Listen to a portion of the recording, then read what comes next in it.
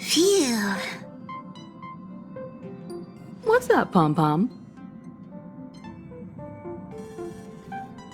Just got a message from the Luofu. Looks like it'll conflict with our original schedule.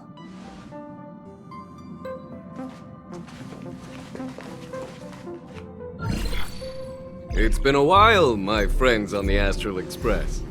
How's your trailblazing expedition going? Soon, the Luofu will be holding the Luminary War Dance. Those who have aided the Luofu in overcoming the crisis are cherished allies of the Xianzhou. Thus, on behalf of the Seat of Divine Foresight, I'm extending an invitation to attend the ceremony. Your presence would be greatly appreciated. Well, things aren't getting lively. We've barely recovered from the family's Charmony Festival, and we're already being invited to another special event. Why not think about it this way? Our trailblazing expeditions are turning into blast expeditions, where we eat, drink, and play wherever we go. Blast? Expedition? Yeah! Wherever we go, we eat, play, and have a blast! So we should leave March behind to take care of the Express? Hey! That's not what I meant! I'm all for some fun. I just hope there won't be any surprise party crashers, like Friday or Saturday. The Luofu has recently overcome a crisis. By holding the war dance, they're demonstrating to everyone that they've returned to a state of peace and safety. But that's what everyone said before we went to Penacony. You'll be totally safe under the family's protection. No need to worry. The war dance is not like the Charmony Festival with all its hidden secrets. It's just a festival to honor the Rainbow Arbiter and the Cloud Knights, who fought against the abominations of abundance and protected the Xianzhou ships. Aside from star skiff performances, it's mostly martial contests. Nothing too different from the Taiki and Roboball contest we've seen before. What do you think, Himiko? Since we've accepted Miss Black Swan's proposal, we should probably head to Amphorius for refueling. There's certainly no rush. This trailblazing expedition is quite unique, and the Express needs to be fully stocked and prepared before moving on to the next stop. With Madame Herta's help, I was planning to deliver some Leviathan fossils from Kalinga Abyss to Ron May, member 81 of the Genius Society. It could earn us some favors before we set off. However, it may take a few weeks. Aw, so that means we're not going to the Luofu. Being an adult means maintaining relationships, whether we like it or not, March. Since we've been invited, it's only right for the Astral Express to attend the ceremony. So here's the plan. Pom-Pom will take everyone to the Luofu. Mr. Yang and I will meet up with Ron May and fulfill our promise. Meanwhile, you, March, and Don Hung will represent the Express and attend the war dance. What do you two think?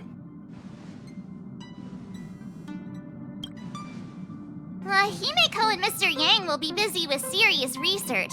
Besides, fossils can't compete with martial contests when it comes to fun, right? Plus, you're the only one with so many friends on the Luofu. I'll be lost if you don't come along. You've gotta lead the way. Now that everyone's on board with the plan, it's time to warp to the Luofu.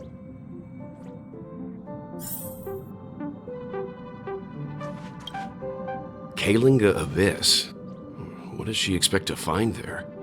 Current research on the Leviathan merely proves how little we know about such life forms.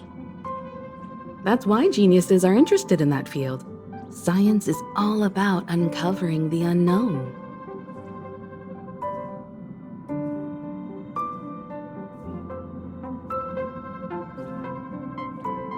Don't miss us too much.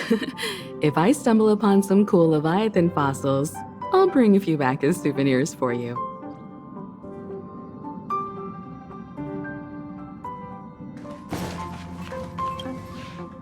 Himeko really knows how to convince people.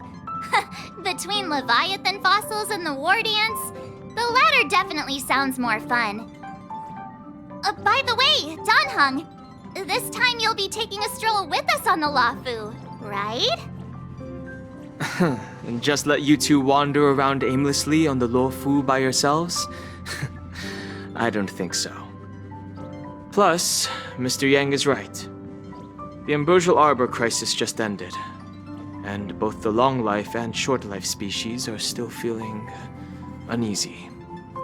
And that's why Jing Yuan wants to organize the war dance, to show that the Xianzhou Luofu is stable and safe. And since he has extended an invitation, it's only right that I visit my old friend. Coming back to this place brings back so many memories, you know?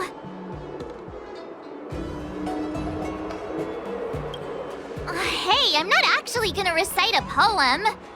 I was just thinking about all the twists and turns we went through when we first arrived on the Xianzhou.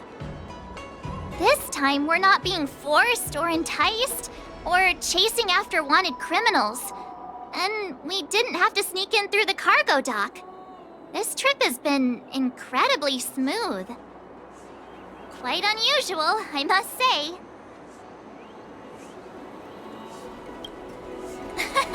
I'm just hoping for the best.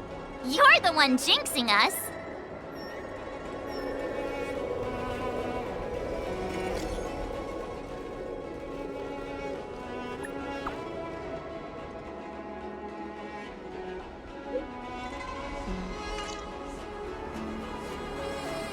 Is the Starskiff Haven always this crowded? Oh, there's so many people here. I can barely hear anything. Yanqing said General Jingyuan sent him to welcome us, but where is he? Let's wait for him in front of the loom. It's the most prominent landmark. Hey, you guys! Hold on a moment. Did they just call us? Look at their outfits. They're from Penacony, right? Are you familiar with the Xianzhou Luofu? We know a little bit about it. What do you need? We're from Penacony. Maybe you've heard of it. We came to this ship to gather interesting materials for making dream bubbles. Oh, we just left there. Oh, talk about coincidence. That's great. Do you know any must-see attractions on the Luofu? Exactly. We're Xianzhou experts. Most of the tourists around at the moment are here to attend the war dance. And that's why we're here too. Yeah, we know about that ceremony. But isn't the fighting ring still closed? I've heard the ring was actually converted from a huge decommissioned Luofu fighter jet. The radiant feldspar is bigger, I guess. But for now, all we can do is wait until the war dance starts in a few weeks before we can board it. We've still got work to do, so we can't just sit around waiting for it to start. That's why we're asking you about some must-see attractions. We're looking for unique experiences that you won't find on Penacony. Our clients love these kinds of dream bubbles the most. You're the expert here. Give them some suggestions. Good idea. The everyday vibe of the Aurum Alley is a rare find on the planet of festivities. Everyday vibe. Yeah, our clients have had their fair share of adrenaline-pumping dreamscapes.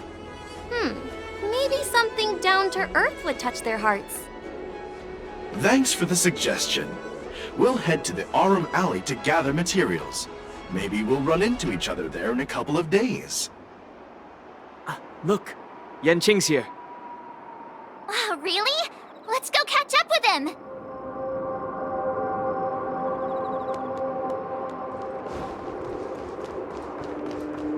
There you are! Everyone, this way! Hey, everyone! It's been a while. It doesn't feel like it's been that long since we last saw you. But, Yanqing, are you?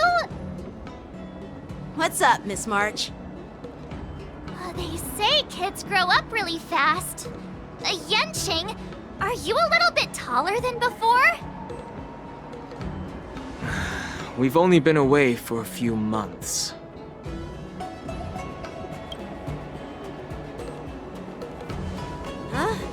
What are you doing? Sorry, but after our previous adventures, I've become suspicious of whoever greets us first. Do you have to be suspicious around me too? You know, the last time we came to the Xianzhou, the first person who greeted us was... I get it. Better safe than sorry. Seriously, I've never seen the Luofu so lively before. I was a bit worried that holding the war dance right after the Ambrosial Arbor crisis might be too soon. But seeing the bustling Starskiff Haven, I understand why General Jingle chose this timing. Yep. There's people from other delves and travelers like you three who have come from afar. With the war dance coming up, there's a huge number of visitors pouring into the Starskiff Haven. The Cloud Knights are working hard to keep the security tight. The General said this ceremony would help the Xianzhou Luofu recover from the crisis. It's a way to showcase our martial spirit, reassure people, boost morale, and attract visitors from other planets to promote trade and peace. By the way, the Xianzhou Alliance places great importance on this ceremony too. The Xianzhou ships, the Zhuming and the Yaoqing, have both sent messengers to offer their blessings. Yeah, I wonder if you've heard of it. It's known as the Star Forge, and it's responsible for providing more than half of the Cloud Knight's armaments. The Xianzhou Zhuming boasts skilled craftsmasters, and General Huayan is a top-notch craftsman himself. If only I could get a sword forged by him, I'd be on Cloud 9. By the way, Yanqing, where are we headed next? I'm sorry for talking your ear off. The General wants to catch up with you at the Palace of Astrum. He's been eager to hear about how the Express has been doing. It's funny how he tries to act all mature, but whenever it comes to something he's interested in, you can really see his childish side. I agree.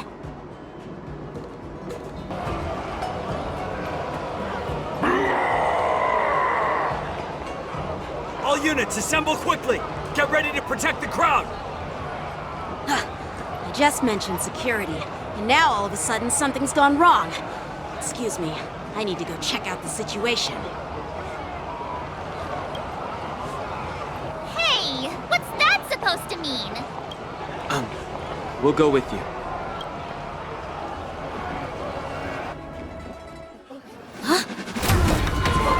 Watch out for this!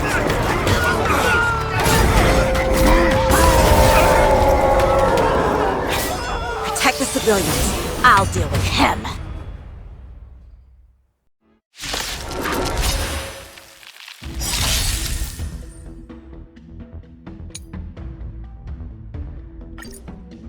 Borison? Why are there Borison here?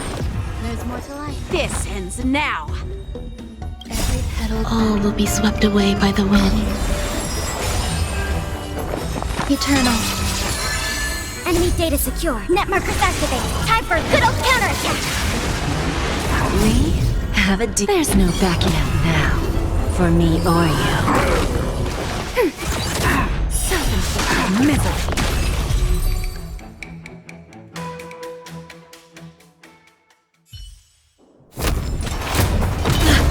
Not good.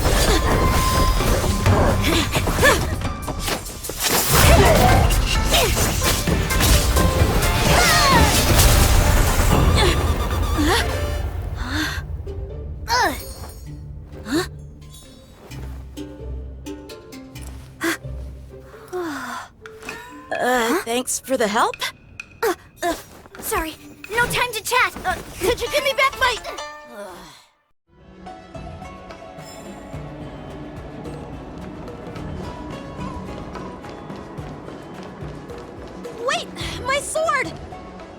I'm sorry, but I'm afraid we'll have to put our plans on hold for now. I need to find out what's going on.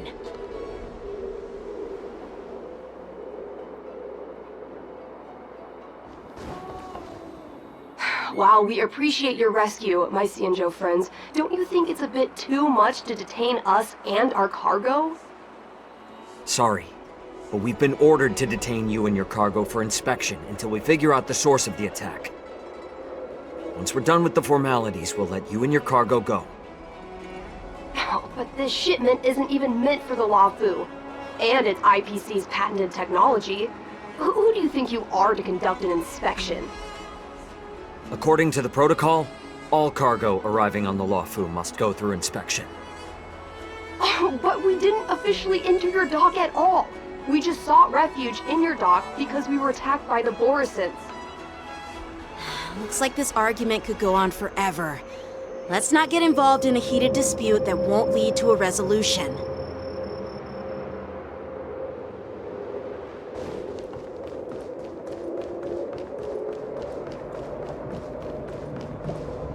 Who's in charge here?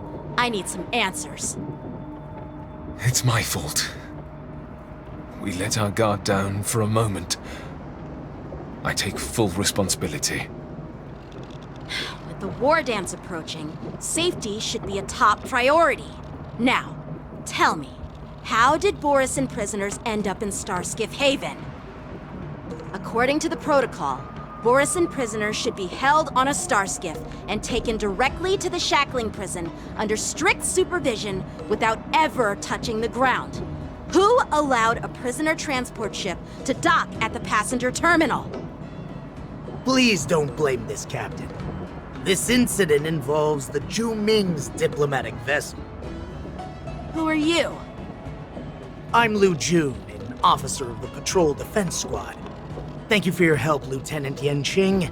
The situation unfolded rapidly, and it shouldn't be held against the captain. Here's what happened. An IPC transport ship was attacked by the Borisin just before arriving, and the Zhu Ming's diplomatic vessel came to the rescue.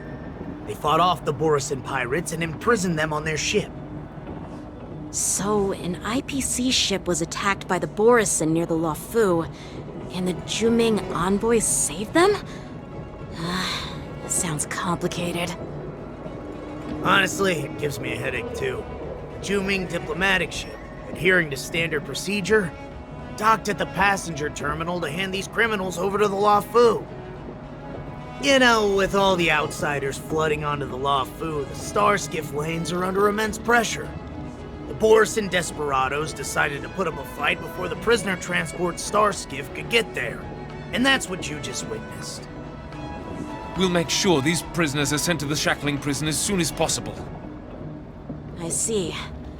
It's an unusual situation indeed. I'll report it to the security department of the Realm Keeping Commission and ask for their cooperation in handling the aftermath. Maybe I should gather more details from others so that the Seat of Divine Foresight can have a better understanding of the situation.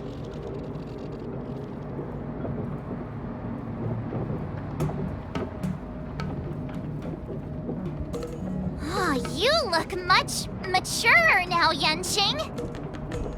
Please don't tease me, Miss March. The situation on the Cienjo before the war dance is like a calm lake that can be disturbed by even the smallest pebble, capable of generating far-reaching ripples with even the slightest disturbance. What are those people? I mean, those monsters we just dealt with? Yeah, those werewolf monsters are known as Borisin. They are abominations of abundance, and we've been fighting them for a very long time. The Borisin have been a powerful force for a long time, plundering and enslaving many worlds. The threat they pose is just as terrible as the Swarm disaster, and the Alliance even had a fierce war with them 3 decades ago. Their presence has faded over the years, but who would have thought? According to that officer, they attacked an IPC ship near the Cienjo Luofu. Such a brazen attack seems quite unusual, to me. Yeah, that's what I find strange too. It seems like the IPC and the Borison have some serious grudges. Well, enough with the chit-chat. The General wants me to take you to the Palace of Astrum. I'd love to chit-chat a little longer, but there are some things that can't be left unchecked. Is it a serious matter? Maybe you'll need our help in hunting down the Borison? Thank you, but it's no big deal. By the way, that young lady who just appeared, she took my sword. I'm thinking of filing a lost property report at the Realm Keeping Commission to see if I can get it back. I doubt she did it on purpose. Don't remind me. I just zoned out for a moment, that's all. Alright, let's not keep the General waiting. Don't worry. There aren't many people out there with that kind of talent. It shouldn't be too hard to find her.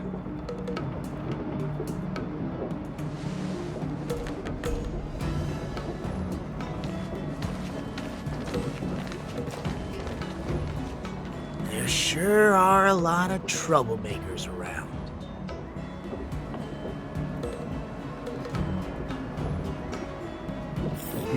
It's been a long journey, Elder Hwayan. Thank you for your presence.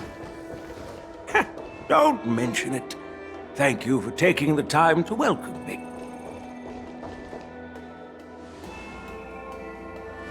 General, I brought our guests from the Express.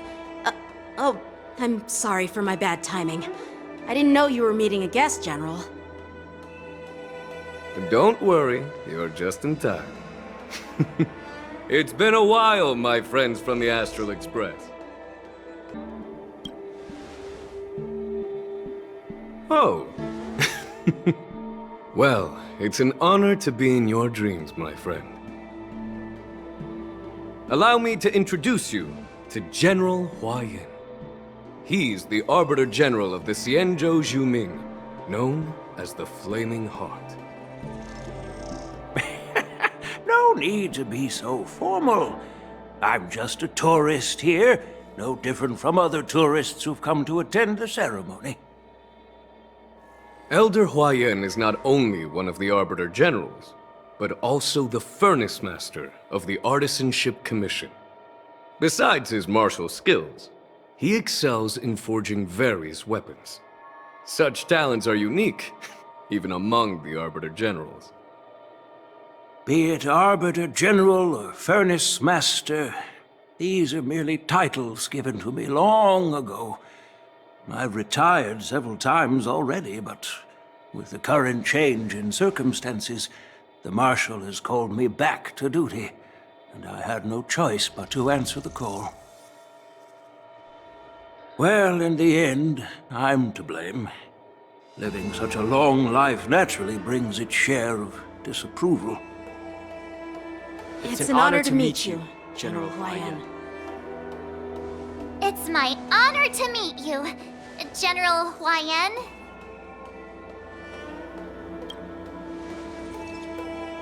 No need to be all formal.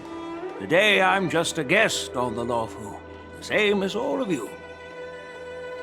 So, these three are the ones you mentioned, Jingle? The heroes who helped you with the Ambrosial Arbor crisis?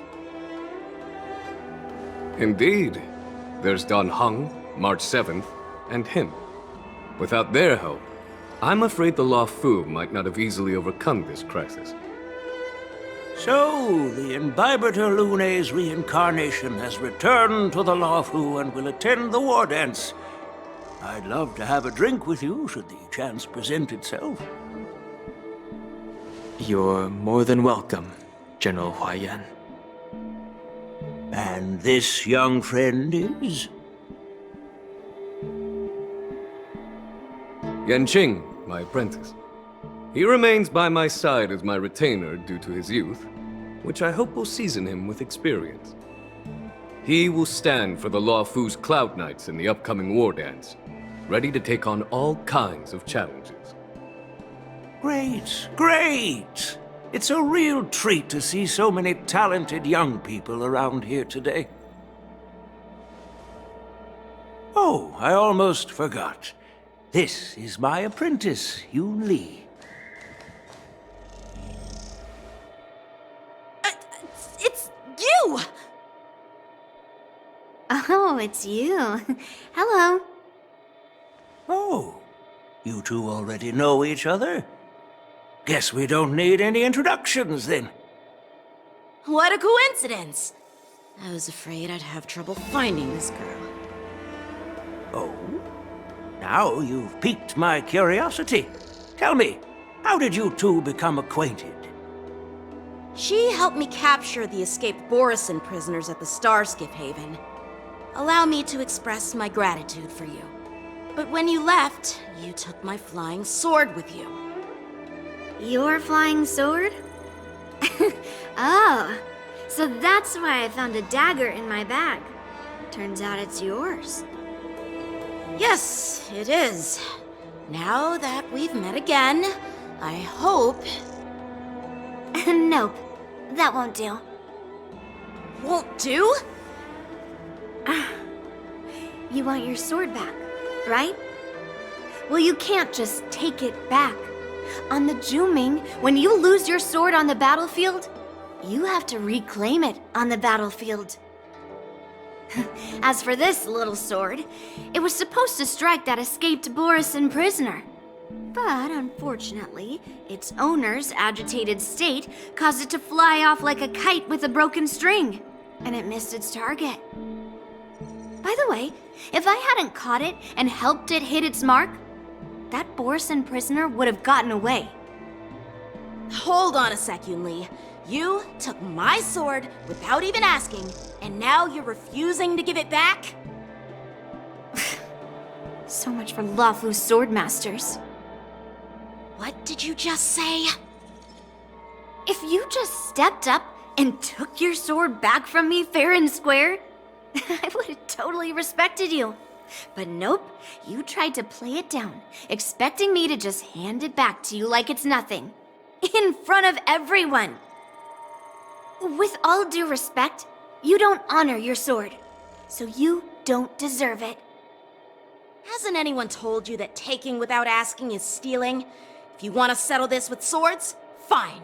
Let's have a one-on-one duel right now. Yang Qing. Well, that's more like it. Just be careful, because I'm not as easy to handle as the Borisin. You two, be quiet and apologize to Yan Qing. Hey! Whose side are you on, Grandpa? I don't take sides. It's a small misunderstanding, and an apology would be too much. I've heard about the Zhu Ming's incredible swordplay and craftsmanship, most notably the legendary Flame Wheel Octet. Seeing Miss Yoon Lee, who is among those ranks today, well, I must say she definitely has that fiery edge. Such grandiose names. Some folks love to spin these fancy titles, trying to set the Cloud Knights apart. Yoon Lee is still just a young girl, a bit awkward and hot-tempered, so please forgive her if she's being rude. Well, everyone, Elder Huayan and I have some business to discuss.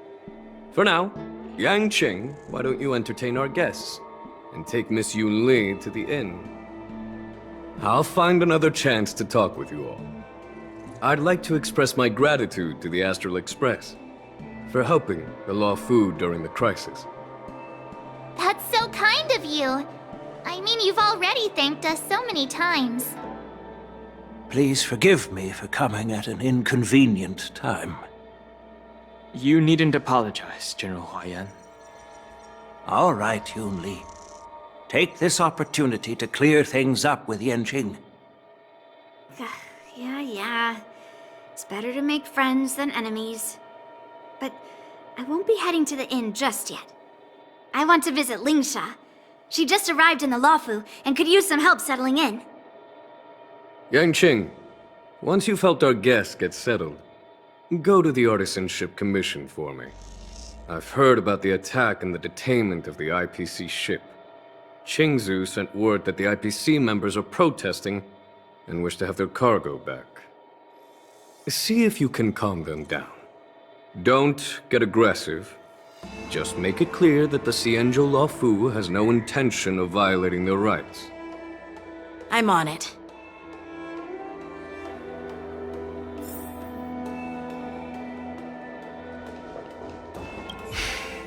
I'm sorry for Yangqing's rudeness. Not at all. Taunted by Yun Li like that, even a training dummy would be angry. You've taught your apprentice well.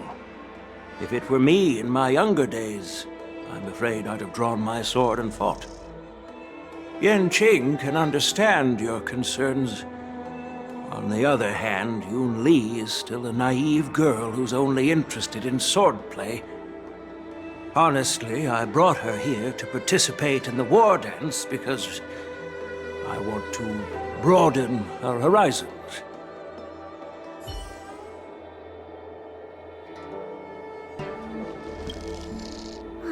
This trip is totally worth it. Compared to the Juming, the Luofu is so much livelier. But it's a shame the Luofu swordmasters don't seem that great. Glad to meet you too. Are you here to participate in the war dance?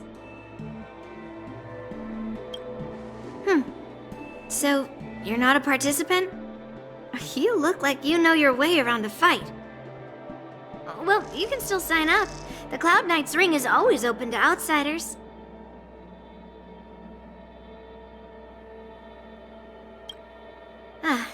That's how outsiders refer to my peers in the Juming Cloud Knights and the Artisanship Commission.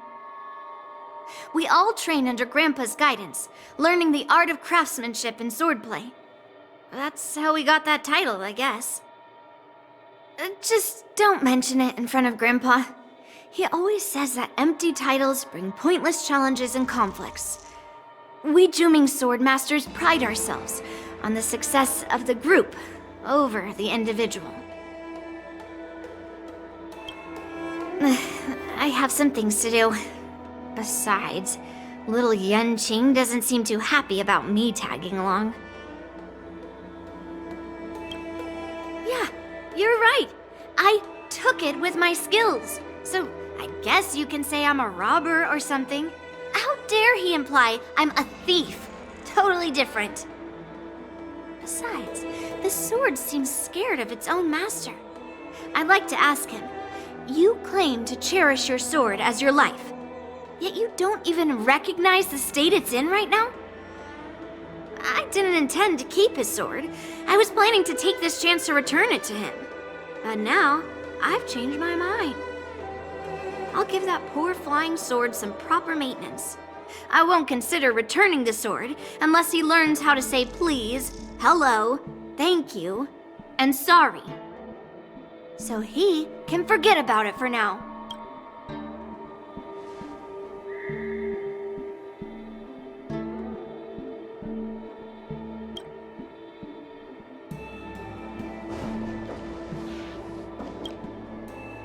Hey, Don Hung. I thought all the Xianzhou generals were like Jing Yuan. But that General Huaiyan, he looks so thin and scraggy, as if even a light breeze would knock him over. Is that old man really an Arbiter General? Well, each Xianzhou ship has its own division and specialty within the Alliance. Not all of the Arbiter Generals are good at leading the charge. You heard what Jing Yuan said, right? General Huaiyan was once the head of all the skilled craftsmen on the Juming.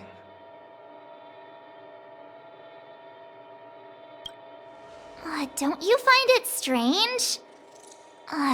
Do Xianzhou people age?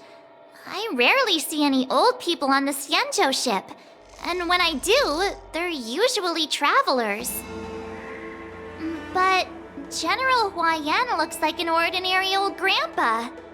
Is he really a Xianzhou general? Good question. He's right there. So why don't you ask him yourself? Nah, I'd like to live a little longer. We should leave. General Jing Yuan asked Yan Qing to entertain us, so obviously, he has important matters to discuss. Let's not waste any time here.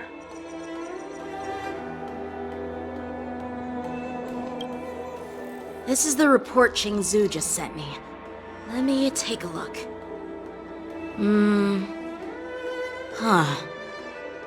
Looks like the General has given me a tough challenge.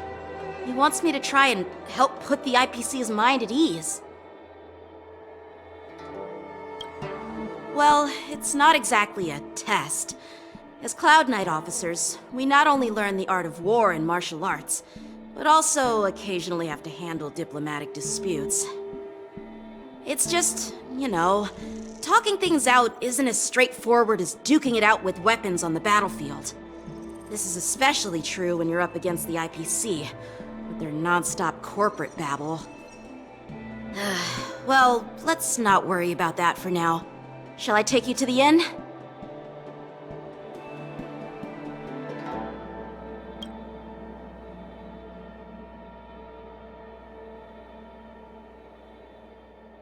It is the Luofu's honor to have you in attendance at the war dance. Yet, the fact that a simple martial arts ceremony has attracted esteemed generals from the Zhu Ming and the Yao Qing implies intentions beyond mere spectating. Might there be any specific instructions from the marshal? You're overthinking it, Jing Yuan.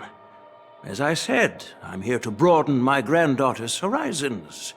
I have no ulterior motives. However, I have no clue what the Yao Qing Arbiter General has in mind. Do you remember when you accepted this position? I told you that an Arbiter General's battlefield goes beyond the physical one. You'll need to lead and manage everything on the Xianzhou. The title of Arbiter General holds a weight far greater than its literal meaning. So many years have passed, and you've done well. However, longevity for the Xianzhou people can be a curse. Living too long means that every mistake you made will lurk in the shadows. And one day, they'll eventually catch up to you. The Marshal knows everything that has happened on the Luofu. As for the Merlin's Claw of the Yao Qing, she has come specifically for you. Speaking of which, why hasn't she arrived yet? They say the Merlin's Claw strikes like lightning. Being late isn't her style. That's not true, General Huayan. She's been here a while, but I'm sure you've heard of her unbridled nature. As soon as she disembarked from the star skiff, she mentioned having something to attend to and simply disappeared. You must be the messengers from the Xianzhou Yao Qing, I assume. We are Jiaoqiu and Moza, retainers of the Merlin's Claw. It's an honor to meet you in person, Arbiter Generals. Now this is interesting. A guest who doesn't come to visit but sends a message instead. What does she mean? Tell me, what could be more important to her than coming here? Master heard about a spectacular view in Scale Gorge Waterscape. I believe she went there to enjoy it. A spectacular view? Ha! Did you hear that, Jing Yuan? This person is being sarcastic. Please do not misunderstand me, General Huayan. I was simply stating the truth. Master thought it would be inappropriate to keep you waiting, so she sent us here. Once she's finished with admiring the scenery, she'll personally come and apologize to the both of you.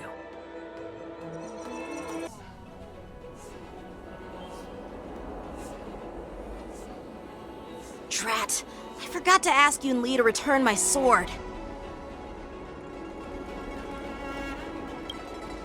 Unacceptable.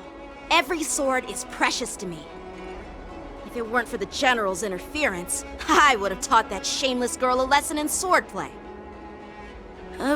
By the way, I don't know if it's just me, but the General seemed a little reserved. Could it be because of Elder Yan's visit? Reserved? Really? Maybe I'm just overthinking things. No, you're not. When I entered the Palace of Astrum, I realized that the messenger from the Xianzhou Zhu Ming was actually the Arbiter General himself. So, the messenger from the Xianzhou Yao Qing must be the Merlin's Claw herself, I presume. That's right. Well, that's what makes this entire thing so unusual. What's so unusual about it? They simply received an invitation from Jing Yuan, just like the crew, right? The war dance is just a small festival. And now we have 2 Arbiter Generals from other Xianzhou ships here. I'm afraid they're here for something more. Maybe they've come to hold Jing Yuan accountable for the Ambrosial Arbor crisis? Hold him accountable?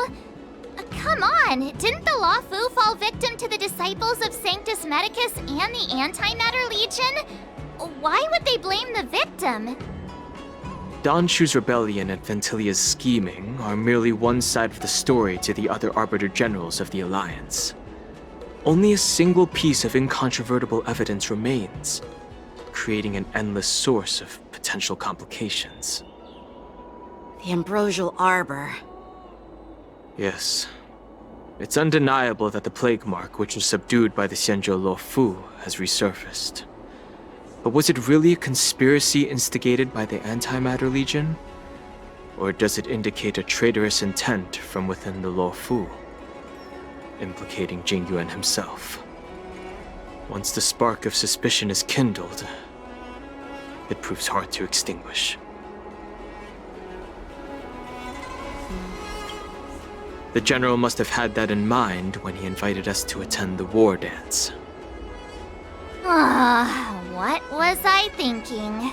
Seriously, here I was looking forward to a carefree and enjoyable trip.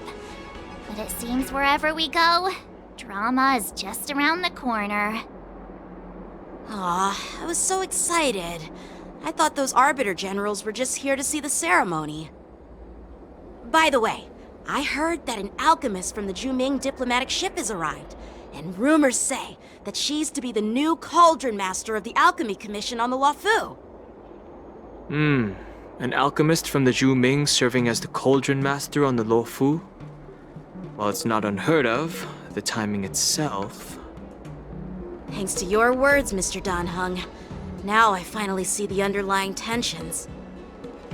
The General is under tremendous pressure right now, but I was completely oblivious to his troubles. How naive of me. Come on, don't think like that. Leave the adult matters to the adults. Even if you wanted to do something for the General, it's not like you can do anything. Did I say something wrong? Again? Miss March is right. I don't have the skills to share the General's burdens at the moment. Still, I'll do my best to follow his instructions. Let's go. Once I've taken you to your accommodations, I need to go to the Artisanship Commission to handle the IPC's protest.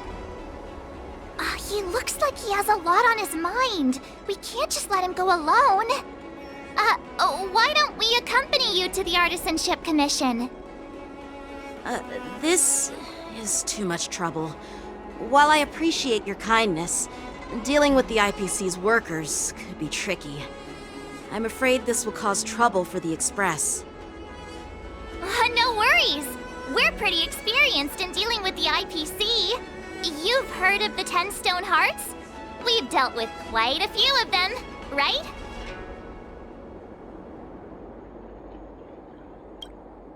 What's with you turning into a scaredy cat? I didn't see you worrying about lawsuits when you wrecked that giant mech. Well, since you're willing to help, I won't decline your kindness. Let's head to the Artisanship Commission and meet them. Can I really reason with you Xianzhou people? I think I get it now. In your words, this is called looting a burning house, right? But I am trying to reason with you here. Ugh, that toxic voice sounds familiar. Haven't I heard it before in Arum Alley? You know what? This isn't my first time dealing with the Skyfaring Commission. I can handle your unreasonable ways. But straight up snatching IPC cargo, isn't that going a bit too far? Just as I've said it many times already, once we've inspected the cargo and completed the security check, you can be on your way. Is there something wrong with your ears, or is it just your brain? I'm hearing you loud and clear. I'm thinking clear. And my answer is crystal clear. Not a chance. Keep detaining my cargo and I'll file a complaint directly with your general. You jerk! Who are you calling a dog? Wait, why are you here? You're staying on the Xianzhou, are you? What terrible luck! Wherever you go, disasters aren't far behind! Aren't you the guest from the Astral Express? What brings you and Yanqing to the Artisanship Commission? Trouble caused by the IPC? I'd say it's caused by the Skyfaring Commission! Looks like you've met this IPC worker before. I'm not sure if that's a good or a bad thing. I was sent here to deal with the IPC protest, Miss Shikui. What's going on here? As you know, this IPC transport ship was attacked by the Borisin and rescued by the Juming's diplomatic ship. Then the Cloud Knights were instructed to bring it back to the dock for repairs and inspections. And this is Mr. Scott, the person in charge of this transport ship. So, you're Scott. I've heard him mention you. Weren't you kicked off the Luofu before? Why did you come back? Like I wanted to come back. I thought I'd just dock at the harbor for repairs and leave this forsaken place for good. Little did I know, as soon as the ship entered the harbor, a bunch of Cloud Knights showed up and snatched all our cargo from the hold. What do you mean by snatched? I've told you 1,000,000 times. It's a security check. Then why did you bring the cargo to the Artisanship Commission?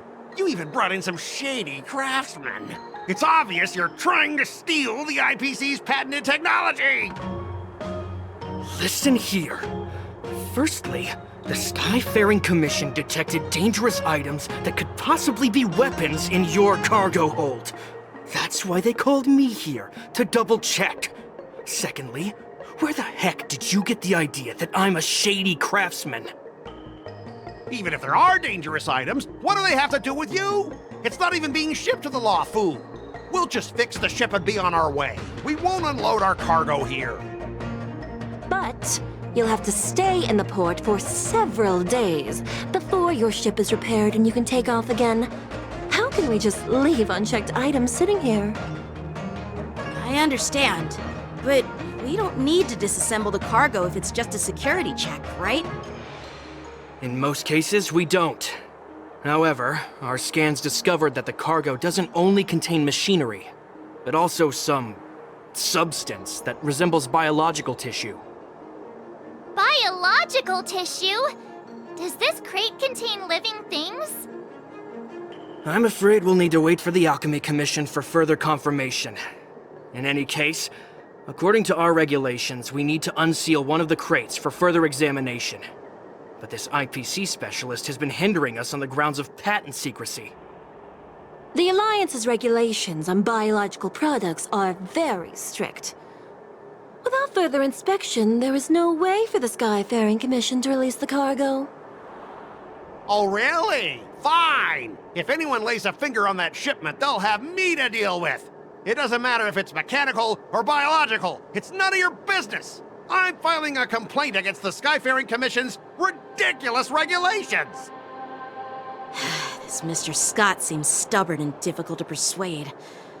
Honestly, I really don't want to have a vicious confrontation with the IPC. I heard how you helped R. O'Malley. The IPC representative back then was Mr. Scott, right? Since you've dealt with him before, it looks like I'll have to rely on you again. What are you guys whispering about over there? Just hurry up and give us back our cargo.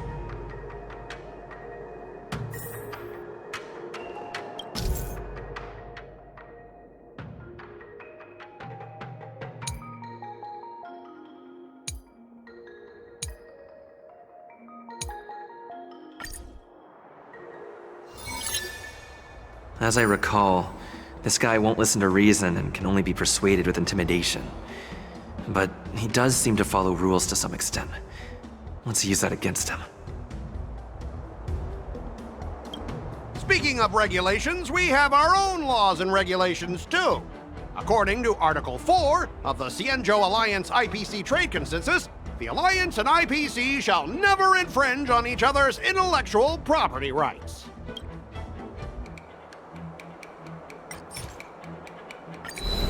Huh? Your logic is too confusing for anyone to follow.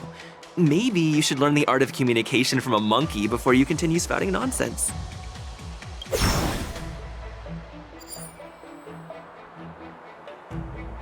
Back in Arum Alley, you were dealing with civilian merchants, where you could use the IPC's name to scare them. But this time, the Cloud Knight lieutenant standing before you represents the will of Luofu's general, and won't be intimidated by your words. Of course, I'm sure we both want a peaceful resolution. Yeah, that's true. Of course, I want things to be resolved peacefully, but aren't we getting stuck in rigid formalities here? Even if we set aside the secrecy of intellectual property, these prototypes built by the Intelligentsia Guild are incredibly valuable, beyond your wildest imagination. If anything goes wrong, you won't be able to pay for it even with your lives.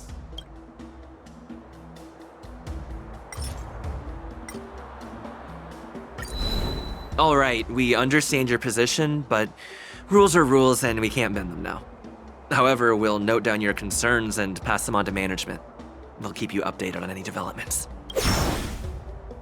Besides, the cargo on this transport vessel belongs to the Intelligentsia Guild. If you want to inspect the cargo, shouldn't you at least call in a member of the Intelligentsia Guild to be present? I'm pretty tight with Dr. Ratio from the Intelligentsia Guild. Almost like family. Doesn't that make me practically a member of the Intelligentsia Guild too? What's all this nonsense? Even if you were married to him, you still couldn't represent the Intelligentsia Guild. We both need to follow the regulations, because that's how the IPC and the Cienjo operate, right? As an IPC worker, I have to abide by its regulations. If I make an exception and allow you to inspect the cargo, it'll spell disaster for me. Everyone has their own set of rules. Now that you're on their turf, shouldn't you follow their rules too? Yeah, I get it. I know I'm on the Cienjo, but if I violate the IPC regulations, I'll be in deep trouble when I get back. Well, you guys sure know how to argue your case. Fine, I'll allow you to do the security inspection. It's just that, I need some time to sort things out. This is a big deal. Let me talk to headquarters first. So, Mr. Scott, are you just stalling for time and planning to leave the Cienjo as soon as your ship is repaired? To avoid the Skyfaring Commission's inspection? Well, IPC staff are free to come and go, as long as they don't break any laws. Yeah, you've got some insight there. Who are you again?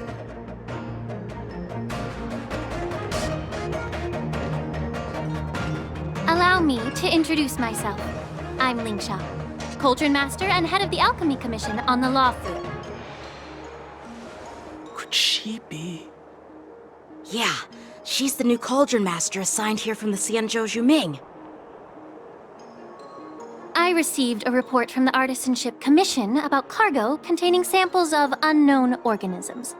It said they needed help from the Alchemy Commission.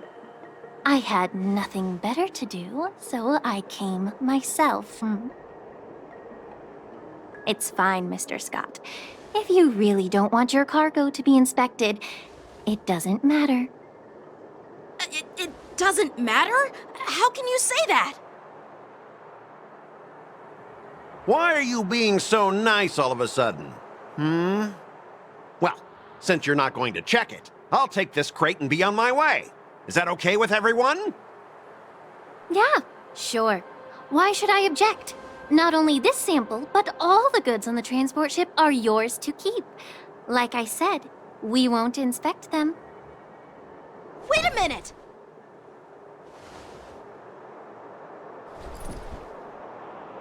Well, that's more like it. If only the young displayed a more reasonable attitude, we could have sidestepped that altercation just now. Our ship will leave in a few days once the engines are repaired. Your ship can leave whenever you want, but I'm afraid I can't say the same for your cargo. According to the import and export regulation signed between the Xianzhou and IPC, all biological shipments can only leave the port when they have confirmed to be of no threat, or when all biological activity expires. Since we can't determine if your shipment is safe for the environment, I guess we'll have to wait for its biological activity to expire. Let me check the previous cases. Normally, it'll only take around 47 star calendar years. Only 47 years? Why so surprised? You're still young and full of energy. I'm pretty sure you'll live a few more decades. Have some confidence in yourself. Ha! Typical of a long-life species. Your words are dripping with sarcasm. While you may not care about time, I do. I'll be demanding double compensation from the Skyfaring Commission for every minute wasted. Sure thing, Mr. Scott. You seem pretty confident that your career and life will last long enough to witness this victory unfold.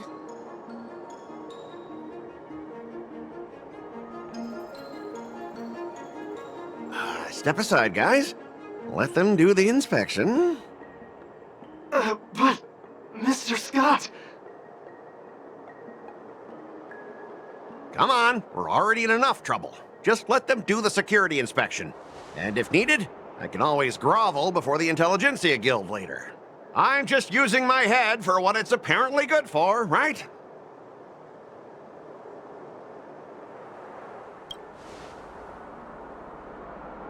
Well, honestly, at least you're not as annoying as that woman. Just get on with the inspection. Don't act all chummy with me now that you've got your way. This lady is really something else.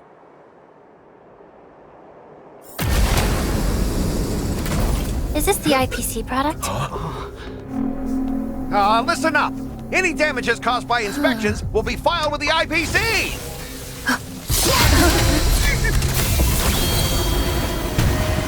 Turn it off.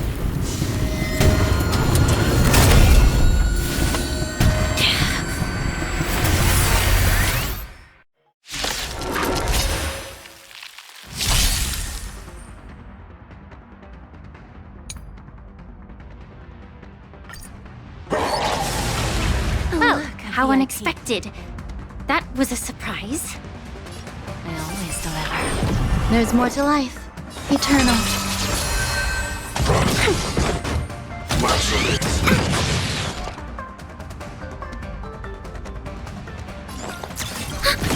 Enemy data secured. Net markers activated. Time for a good old counterattack. Taking damage.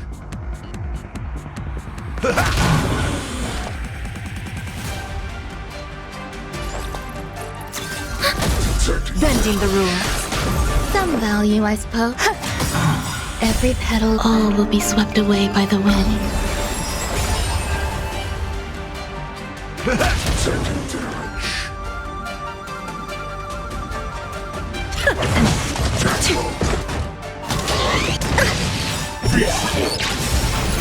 Nice, my friends. Indulge yourselves! Enemy targets detected.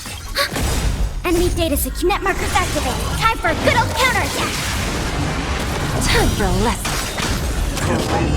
Enjoying yourself? We? There's no backing out now. For me or you. There's more to life. Give an inch and they'll take a mile. Spin away. In the mood for another beating? Net markers activated. Time for a good old counterattack. Son of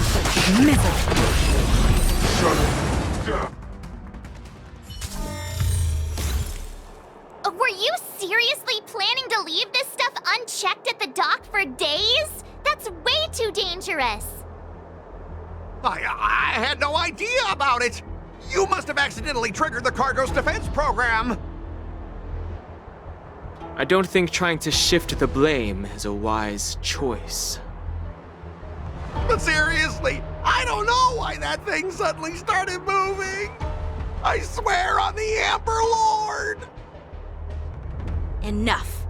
Miss Shikwe, please escort our IPC guest to the Skyfaring Commission. I'm on it. Please follow me, Mr. Scott.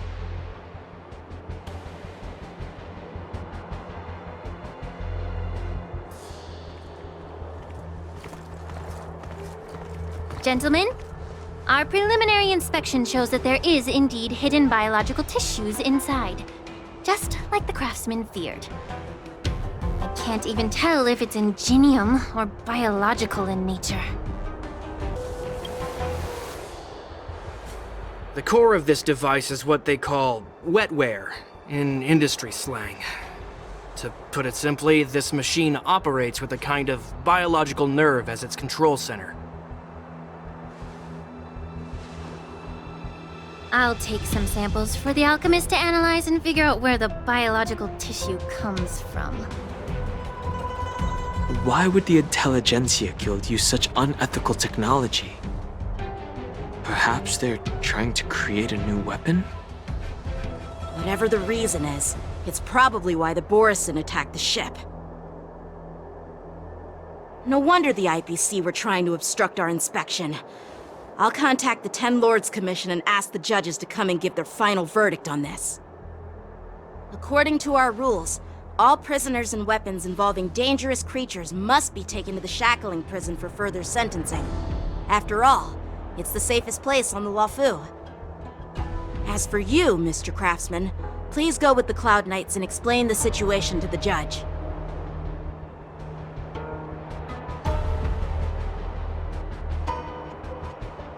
I had a feeling that the IPC members would cause trouble, but I didn't think they'd be this tricky. Thanks for your help, Miss Lingsha. I should thank you for saving my life. Your sword skills were impressive. Taking down that big guy. I thought the General's retainers were all burly martial masters. I didn't expect Yenjing to be so...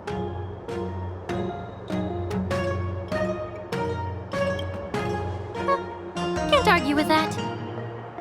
As for you, you must be the guests from the Astral Express, right? Saving the Luofu from that crisis. It's so impressive.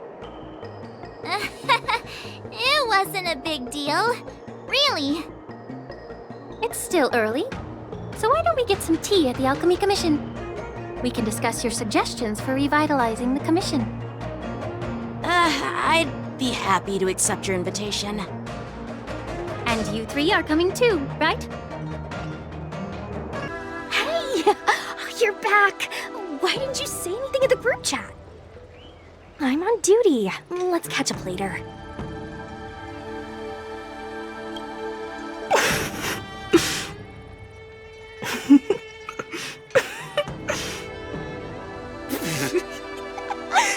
Hey, I'm warning you. I'm carrying out out my secret duty. It'll be annoying if you keep cracking jokes like that. Stop hanging around here and find something better to do. Once I'm done in a few days, call up Lil Gwei and Wawa, and let's grab a meal at Aurum Alley. It's been ages since we hung out. Goodbye. All these years, and the view of the Alchemy Commission hasn't changed a bit. The tides come and go, but the ancient sea remains the same. For us Vidyadhara, there's nothing more nostalgic than our homeland. You're a Luofu native, Miss Lingsha? Yes, I grew up here, listening to the sound of waves while researching prescriptions with my mentors and peers at the Alchemy Commission. It's kind of sad, isn't it? Everything changes but somehow remains familiar. Just like you, Don Hung, I traveled far from home, and now I've returned. Seeing the familiar scenery brings back a hint of nostalgia. The view here would be even better without the ambrosial arbor. Oh, really? I think that towering tree looks pretty impressive. Even if it's impressive, it's a plague mark. The Xianzhou have been fighting abominations for thousands of years. And now that the ambrosial arbor has been reborn, it's only natural for everyone to feel uneasy. Well, once a seed is planted, no matter how long it takes, it'll eventually sprout and bear fruit. In my humble opinion, the rebirth of the ambrosial arbor and the resurgence of the disciples of Sanctus Medicus were inevitable. The seed was already planted when the ancestors of the Xianzhou sought immortality.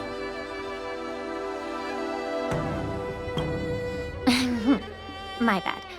Well, since you went through the entire ambrosial arbor crisis firsthand, Dan Heng and Lieutenant Yanqing, I'd like to discuss something with you. What would you like to discuss, Miss Lingsha? I was lucky enough to be chosen by the Alliance to come in and clean up all the old grime in the Alchemy Commission. Honestly, the Alchemy Commission is riddled with problems and has reached a point where fixing it seems impossible. I'm looking to remedy this problem, but was wondering if you could provide any insights. Well, even though I'm a Vidyadharan like you, I'm an outsider, just like my companions here. I can't really say much about a remedy, but I do have a piece of advice, Miss Lingsha. The Vidyadhara and the Alchemy Commission on the Luofu have always been intricately connected. If you cannot distance yourself from these ties, Miss Lingsha, changing the situation within the Alchemy Commission may be quite challenging. I may not know about politics, but I do know that the disciples of Sanctus Medicus have been operating within the Alchemy Commission for years. If you're determined to root them out, maybe you should discuss it with the General. I see. Thank you for your valuable insights. While the Lux Arrow from the Rainbow possesses unparalleled power to sever the ambrosial arbor, it can't sever mortals' desire to prolong their existence. Just like how the Cloud Knights can eliminate the remnants of the disciples of Sanctus Medicus, but are unable to calm the hearts and minds of the people within the Alchemy Commission. Our Xianzhou forebears knew this well, and that's why they entrusted the duty of guarding the roots of the arbor to the Vidyadhara. However, the Vidyadhara are still only mortal beings. 30 years ago, my mentor served as Alchemy Commission's Cauldron Master. She recognized the emerging undercurrents and sought to cleanse the source of the disturbance. Unfortunately, even though she was skilled in the art of healing, she didn't understand the human heart or how to eliminate the sickness lurking within the depths of the Alchemy Commission. In the end, she was framed and exiled to the Juming. I was also implicated and had to leave the Luofu. And guess who arbitrated the case and handed down the sentence? None other than General Jing Yuan himself. What? You heard it right. The ones responsible for the corruption in the Alchemy Commission are not just the remnants of the disciples of Sanctus Medicus, but even the Divine Foresight himself.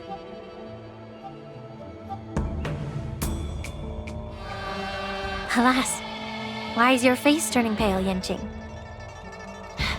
Don't worry about it. I understand that when someone holds a position of power, they may sometimes have to make tough decisions. I won't hold any personal grudges against him. Besides, at our age, holding personal grudges is a luxury we can't afford. Lingsha, you're back! Ugh, I've been waiting ages for you.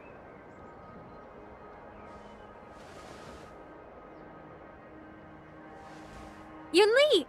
Why aren't you with your grandpa? What brings you to the Alchemy Commission? Well, let me take this opportunity to introduce you to Yanqing. What a small world. You stole my sword! Give it back!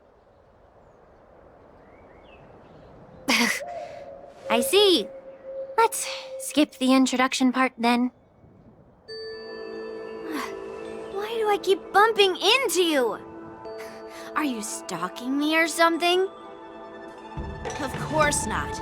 Unlike you, Miss Yunli, I have important things to take care of. You, on the other hand, seem to have all the time in the world to wander around without returning my sword. Grandpa used to say that a sword reflects its master. I talked to your sword, and it told me that you've been distracted. You hesitate when you should strike, and you struggle to stay calm when your sword is unsheathed. Now that I see you again, I realize your sword was right.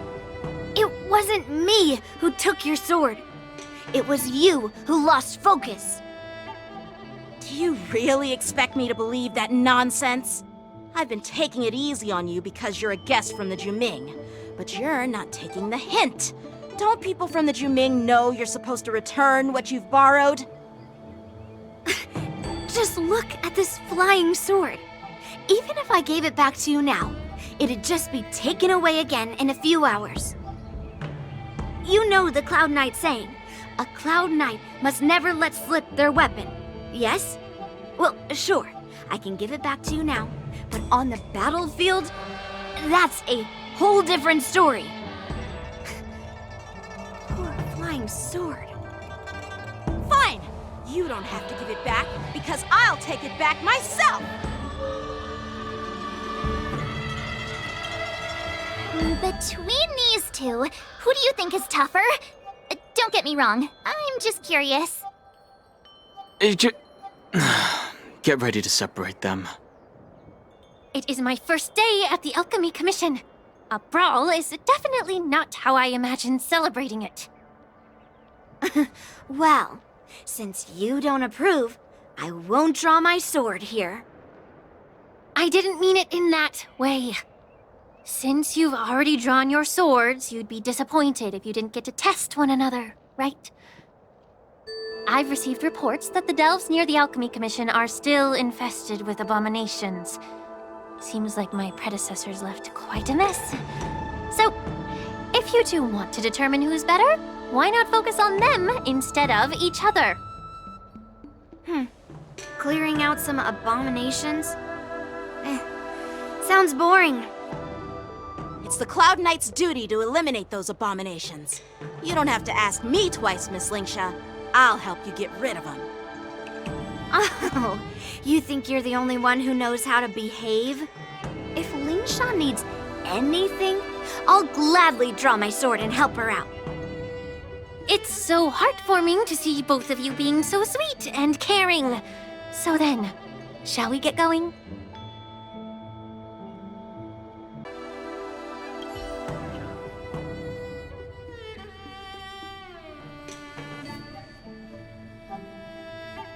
Ever since the disciples of Sanctus Medicus were eradicated, their experimental abominations have been festering here.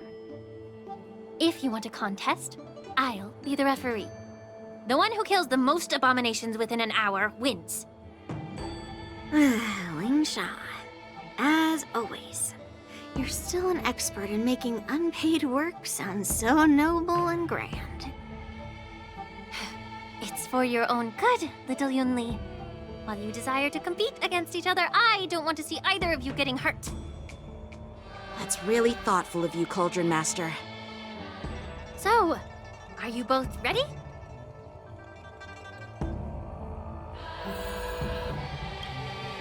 Ugh. Looks like my predecessors left quite a mess. Let me say it again. The one who kills the most abominations within an hour wins. Be careful when you draw your swords, and make sure you don't hurt each other. Can we start now, Lingsha?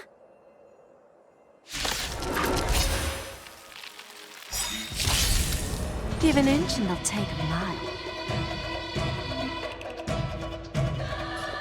I always deliver. Existence is unity. We have a deal. There's no backing out now, for me or you. Time to twirl! I didn't expect someone who can't even hold on to a sword to actually have some skill. Bladed flight! Oh dear! Time to twirl! How many can you block? Strike with heart! Who's the little backstabber?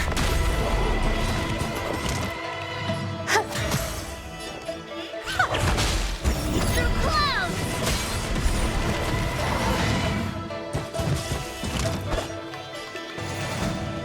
Bladed flight! Time to twirl! Oh dear!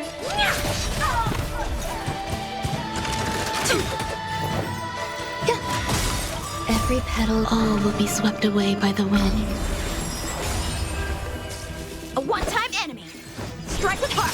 With misery! There's no backing out now, for me or you. Time to twirl! Do you know who I... This big diamond! It's all yours! Time to twirl!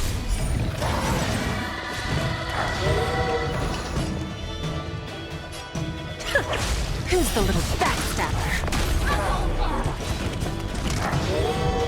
There's more to life. Time to twirl! Time to twirl! Descend to earth! I win, Miss Yunli! You got lucky. Why don't you just give me back my sword, sincerely apologize, and then go cry your eyes out to your grandpa? Consider yourself lucky that I'm not interested in your rusty sword, as I don't have the nasty habit of snatching other people's weapons. All you did was chop down a few monsters. Don't get carried away with yourself.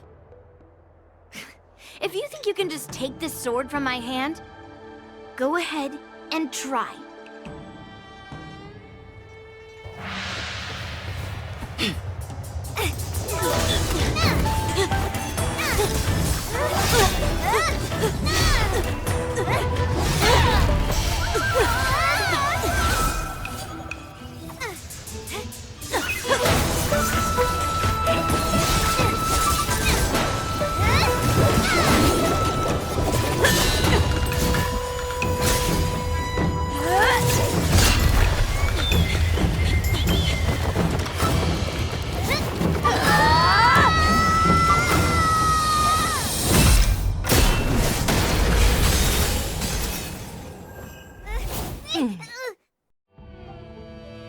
Well fought, my young friends. However, both of you have shortcomings. One of you focuses on dodging and weaving, while the other relies on brute strength, trying to take down targets with a single strike. Who are you? Me? I'm just a patient seeking medicine from the Alchemy Commission. A passerby, if you will. I thought I'd see my fill of impressive fights during the war dance. Yet here I am, able to witness a remarkable fight at the Alchemy Commission, of all places. Well, the Luofu is never short of surprises. However, I have a small suggestion for you. Why don't you settle this dispute fair and square in the War Dance's ring? That way, you can resolve your differences with a proper duel and put your grudges behind you. Grudges? No, not at all. Yunli and I, we were just sparring. Sparring? You summoned your flying swords and she swung her sword with full strength. No grudges between you. I don't believe it. Aha! What brings you here, Lady Fei Xiao? Have you finished your health consultation with the Dragon Lady? Fei Xiao? Grandpa always talks about you. Could it be that you're... The Merlin's Claw of the Xianzhou Yaoqing? Looks like I'm quite famous on the Xianzhou Luofu, too. Of course. Everyone has heard of the great general. Known to all, and unbeknown to none. Great General? Isn't that title a bit too narcissistic? I don't like it. Ooh, I heard there's a dozing general on the Luofu, so I came up with a humble nickname for myself. The Lacking General. Lacking in worries, regrets, and rivals. Sounds much better, right? Yeah, that's a befitting title that sounds both humble and impressive. Now that the sparring session is over, Yanqing and Yunli, shouldn't you politely thank General Fei Xiao for her guidance and bury the hatchet? Here's your sword. Keep it safe. Or it might get taken away again. By the way, we haven't settled the score yet. I'll defeat you fair and square next time we fight. This is how she apologizes? Now that I finally got my sword back, I should report to the seat of divine foresight. I'll take my leave, General Fei Xiao.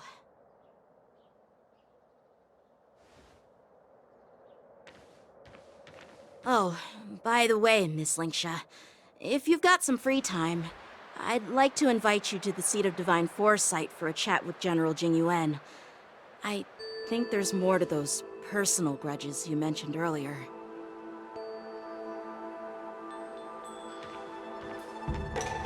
Thanks for stepping in, General Fei Xiao. Otherwise, I'd have had to knock them out with my incense.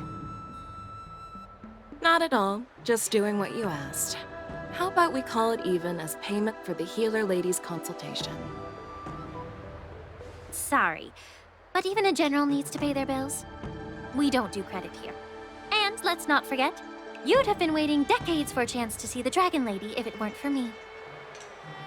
Well, you can always send the bill to the seat of divine foresight and say it's for mentoring those kids. After all, it was quite the effort splitting them up. I nearly had to get tough. Now, if you'll excuse me, I need to find a spot and get some fresh air.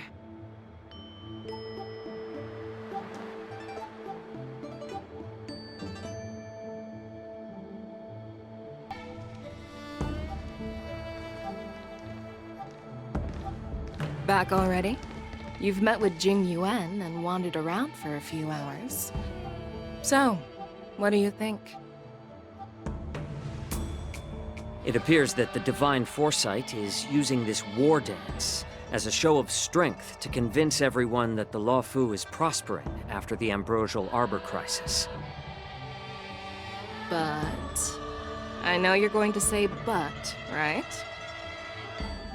But the influx of people attending the war dance is like a breeding ground for disorder and rumors. One wrong move, and the Luofu could be in a world of chaos. The Cloud Knights on the streets remain vigilant, so at the very least, General Jingyuan is aware of this. As for other matters, I'm unable to say.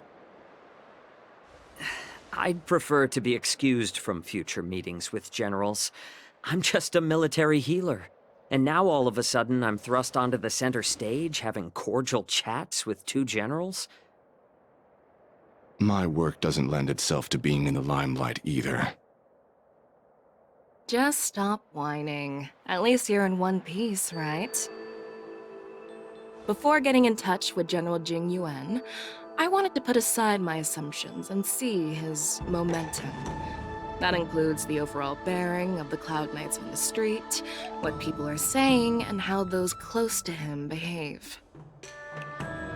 The might of an army dwells not within its pawns, but within the force of its collective momentum. Recognizing this fact reveals the true measure of power. Thanks for enlightening me, General. A perfectly clear statement turned confusing thanks to your translation. You've made me lose where I was now. Anyway, this is how I operate in battle, so you might as well get used to it. Are you treating General Jingyuan as your enemy? The longest-serving general of the Xianzhou Luofu. Do you think he'd have only a few enemies? By the way, General, you met the healer lady, yes? Could you show me the medicine she prescribed you? Well, the healer lady couldn't do anything about my condition. She just told me to enjoy some tasty food.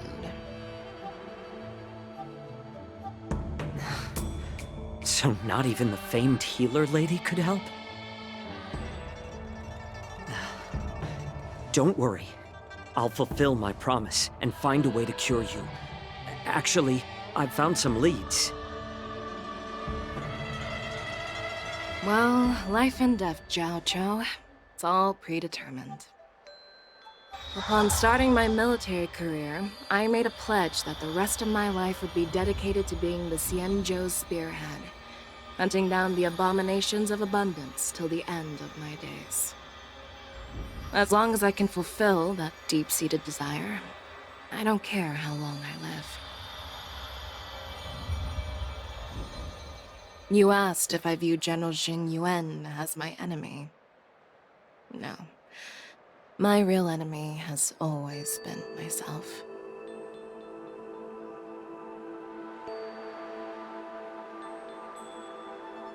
Enjoy some tasty food. So, what's for dinner tonight? Jeez. You really know how to read the room, don't you? You guys figure it out for yourselves. I'm due to catch up with an old war friend I've not seen for quite a long time.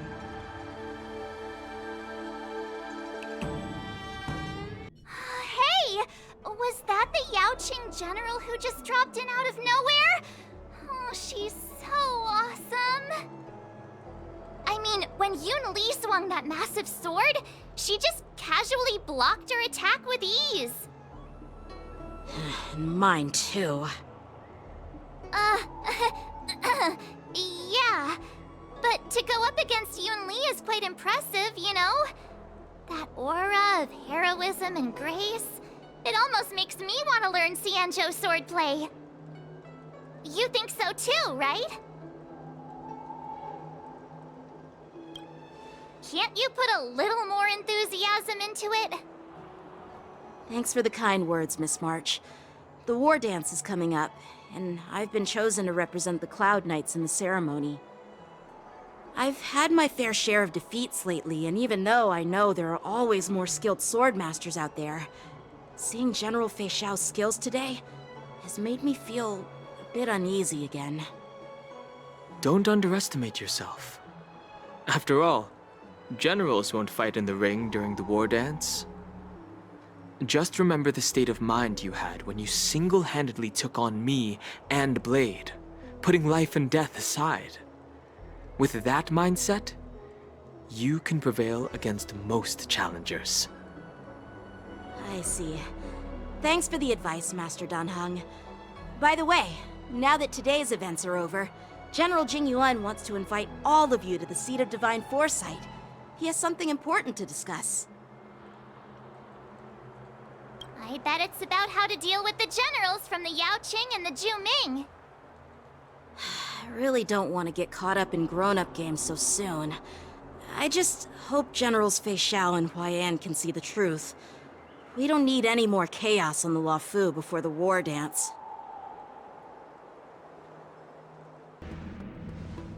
Earlier at the Palace of Astral, I introduced these guests from the Astral Express to you, Elder Huaiyan. But with all the people around, we only exchanged pleasantries.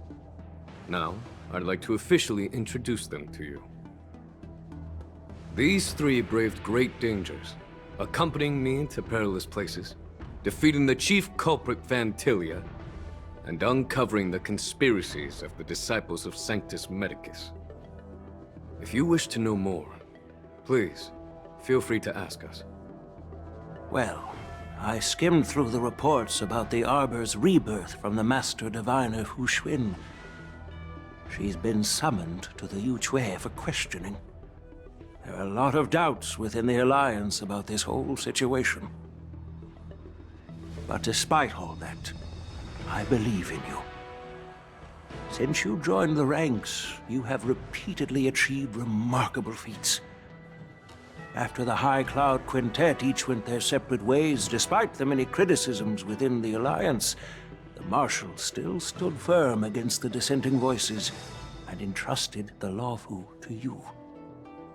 Over the years, you've served the Alliance with loyalty and wisdom. You've taken down abominations in Thalassa, rescued the Xianzhou Yuchui from a siege, and destroyed the demonic planet summoned by the denizens of abundance. I still remember those battles vividly. There are fools who doubt your loyalty. They're happy to see the divine foresight fail because it gives them some kind of sick satisfaction.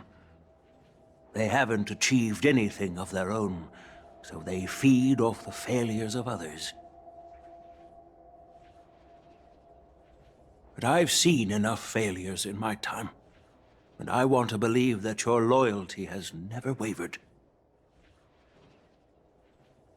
So, General Fei Xiao of the Yaoqing is the only one investigating the Ambrosial Arbor crisis on behalf of the Alliance? No. I am too. This old man's words always catch me off guard. The Marshal ordered me to come to the Xianzhou Luofu, but the document only says, attend the war dance and listen to Fei Xiao's questioning. No need for that. You're all important witnesses. The Marshal is well aware of Jing Yuan's purpose in holding the ceremony, and understands the situation he is facing. She mentioned it because she believes both issues are important. Thanks for your kindness and sincerity, Elder Huaiyan. But is it appropriate to tell everyone here about the Marshal's orders? By introducing the Express's witnesses to me alone, aren't you aiming to discern the intentions behind both my actions and Fei Xiao's? And whether there's any discord between us? Well, since I'm being open and honest with you, I encourage you young folk to do the same. As for the Ambrosial Arbor crisis, all I need to do is listen. General Fei Xiao will be the one asking the questions. To be honest, I'm more concerned about the timely start of the war dance. Oh, by the way, I've prepared a gift for the war dance.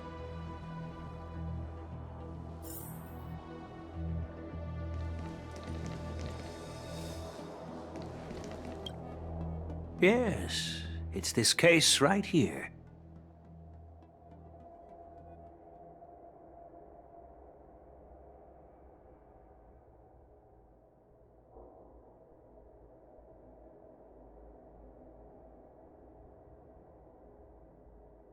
There will be numerous contests and celebrations during the war dance, and the main event will be the Ringmaster's Challenge.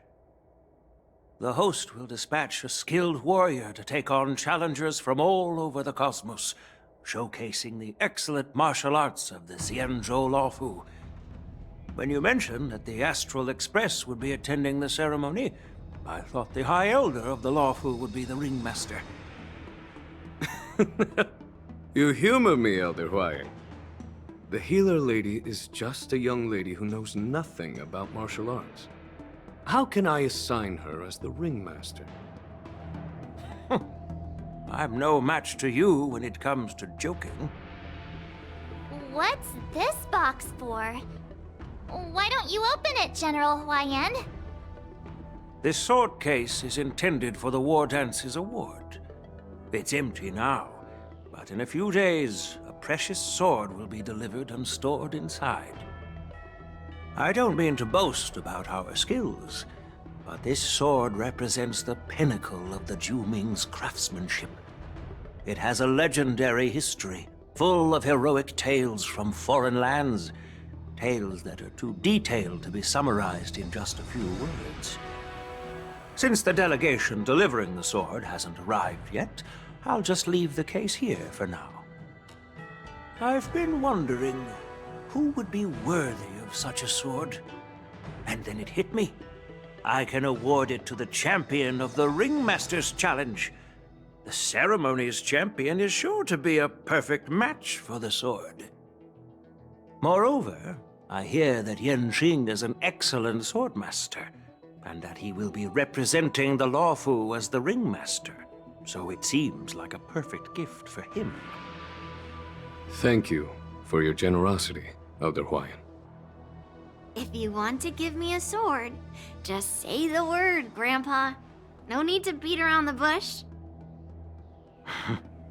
You've got confidence, my girl, but I don't think you can best Yanqing.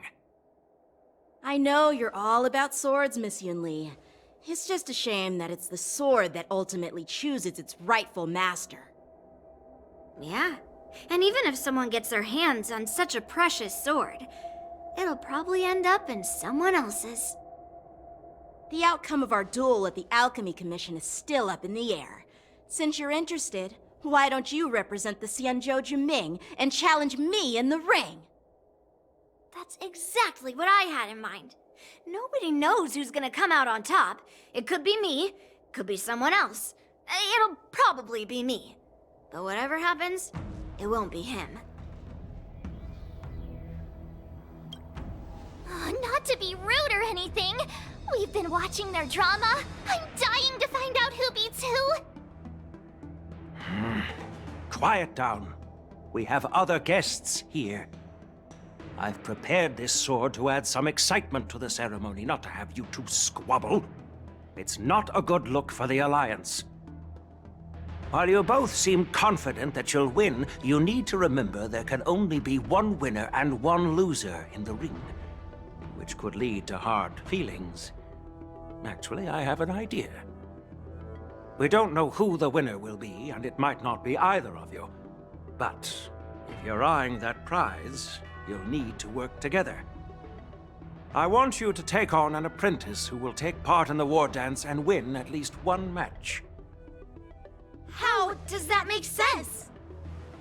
In my humble opinion, while a Cloud Knight is commendable by securing victories, it's even more so to pass on your skills and spread the way of swordplay. I'd be greatly pleased if this apprentice could represent the Express in the war dance by displaying their Cloud Knight flair and prowess. Well, Elder Huayan's idea is quite interesting. Imparting swordplay skills requires teamwork, and both the winner and the loser will learn a valuable lesson regardless of the outcome. The question is, whom should the two of them take as an apprentice? Huh? Who? Wait, me? I noticed just now that Miss March seemed quite interested in the outcome of your sword fight. So I thought, why not teach her the art of swordplay? Wait, are you serious, General? Why am I being dragged into this all of a sudden? I've never practiced swordplay before. I'm a total newbie. You really think I can learn it? Well, you'll probably realize I have no hope and give up on me. And that'd be so embarrassing. Isn't this a perfect chance for you? I remember you mentioning that you wanted to learn some sword moves. Yeah, I did say that. But this is all happening so quickly, don't you think? Miss March is like a piece of jade in the rough, just waiting to be shaped. The war dance is the perfect opportunity to see what heights she can reach. I appreciate your kind words, General YN. But won't teaching me swordplay be a waste of Yanqing and Yunli's time? They should be preparing for the ceremony. Plus, I heard that each swordmaster has their own special moves. What if they let something slip while teaching me? If everyone knows each other's tactics, won't that make it hard to catch people off guard during the war dance? That's considerate of you, March 7th. But don't worry. It'll take you at least a decade of hard training before you can even start learning special moves. No need to freak out. A few Juming swordplay tricks will mean you'll be more than equipped. Really? Looks like March's curiosity has been piqued. The whole point is to know each other's moves. Defeating your opponent in just one move? How boring would that be? Plus, what really decides a swordsman's fate isn't some special move. It's the solid fundamentals. So Miss Yunli has already agreed. What do you say, Yanqing? General, I haven't graduated yet. How can I be qualified to teach swordplay to others? So you're admitting your defeat, huh? If you're not even confident to teach, why don't you let me be the ringmaster instead? Yanqing, teaching an apprentice is also a way of honing your own skills and gaining insights. You've been an apprentice for years. It's about time you looked at swordplay from another perspective. I see, General. Then count me in. Now that Yanqing has agreed too, it all comes down to Miss March giving her nod. It's up to you to make the final decision, March. At least that way, I won't have to worry about you accidentally shooting me in the butt all the time. Hey, I've never missed my target. Then I'm on board. Thank you for your kindness, General YN. Great! Starting tomorrow, Yanqing and Yunli will teach you the basics of the Cloud Knight's swordplay. Yunli and I will head out and purchase some sword practice equipment for Miss March. Think of it as a little initiation gift. You're too kind. Wait, you're giving me a gift? Shouldn't it be the other way around?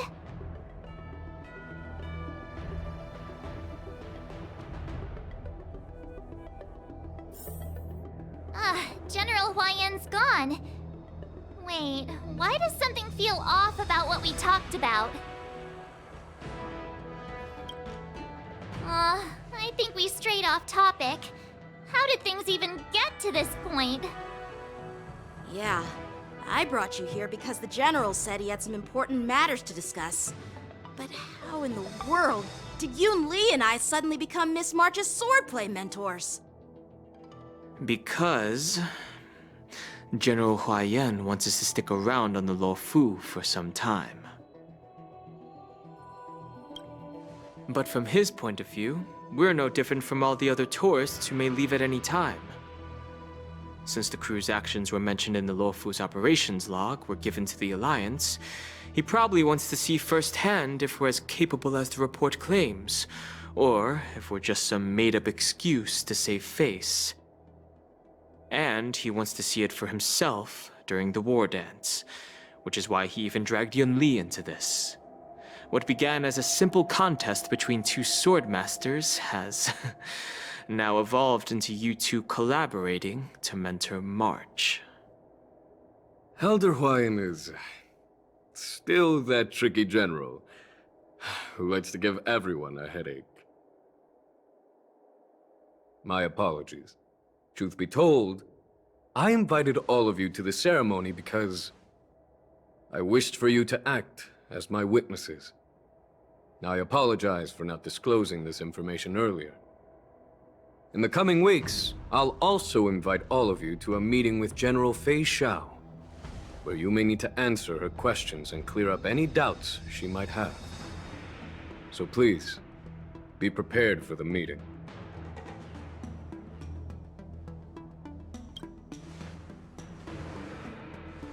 Did we do something wrong? We really did save the Luofu, so why do you want to sneak off like we're fugitives? Don't worry. No matter what happens, I'll stay here as a witness and answer any questions she might have. Thank you, everyone. General, I know there isn't much I can do to share your burden, but... As the Luofu Ringmaster, I won't let anyone defeat me in the war dance. I know.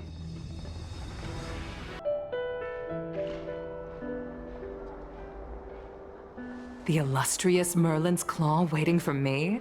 And for so long, too? It's quite an honor. It's been a while, General Fei Xiao. It's been 30 years since we last saw each other. Right, Yukong? Yes.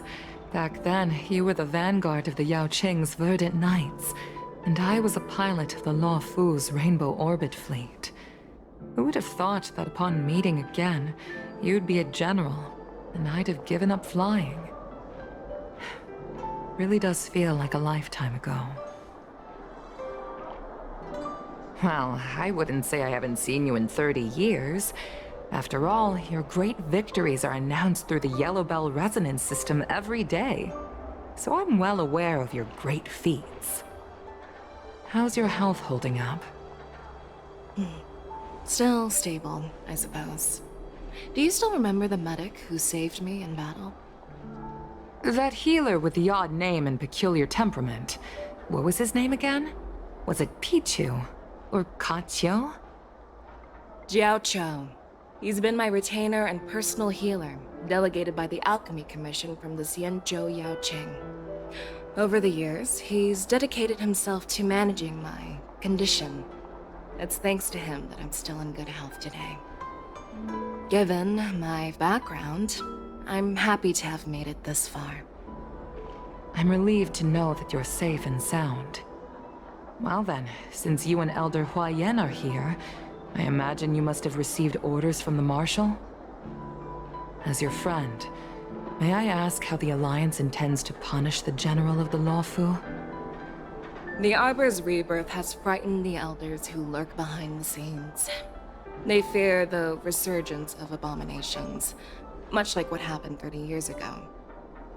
Although the report from the Luofu explained all the details, we don't know if the Ruin Legion really invaded, or how exactly the Stellaron Hunters and the Astral Express became involved. This puzzle has many missing pieces. As you know, the fugitive Jing Liu, who mysteriously disappeared many years ago, has resurfaced. This time, she has brought along an Outworlder and a coffin, claiming to offer the Marshal a method to fight against the Eons. The Luofu Preceptor has also leveled accusations against Jing Yuan for neglecting the Alliance's principles. She asserts that Jing Yuan enabled the exiled Imbibitor Lunae to re-enter the Luofu, thereby unlocking the lunarescent depths within Scale Gorge Waterscape, which in turn disrupted the Vidyadhara's dutiful watch over the Ambrosial Arbor. It is for these reasons that I have come here to the Luofu today. Well, duty calls. Perhaps I shouldn't have mentioned all of this to an uninvolved person, but since we once fought together, I didn't want to keep you in the dark. Perhaps pretending you didn't hear any of this would be for the best. I understand. I'm sorry. I was out of line. I know I shouldn't be defending General Jing Yuan right now, but... well, you know how I am.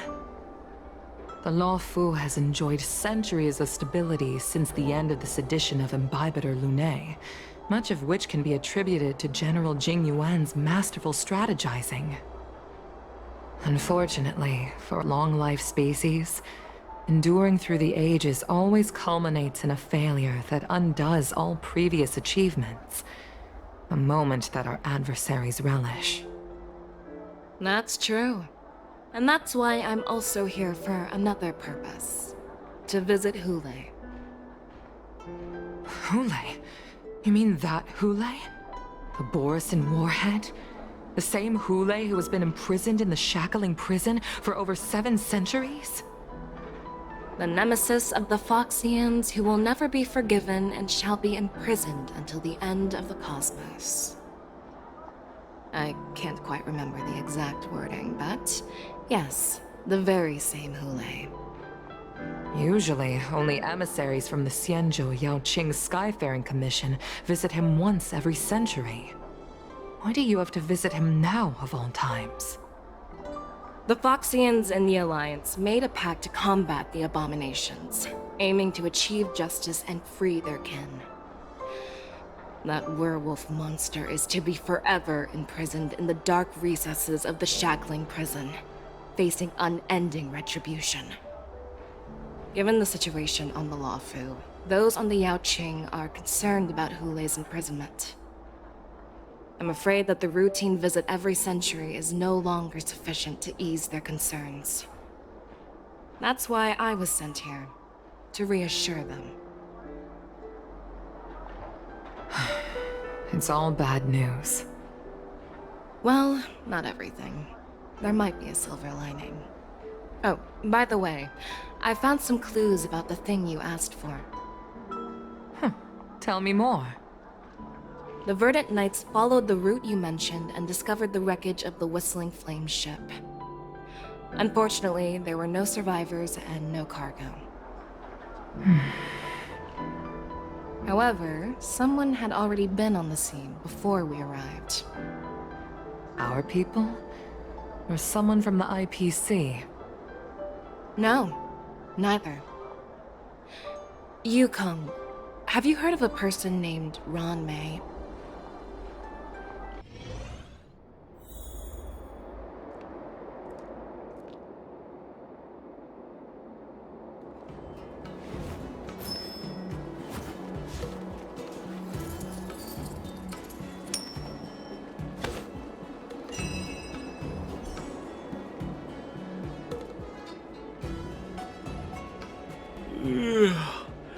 I'm still feeling sleepy. Did I oversleep? Where did March and Donham go?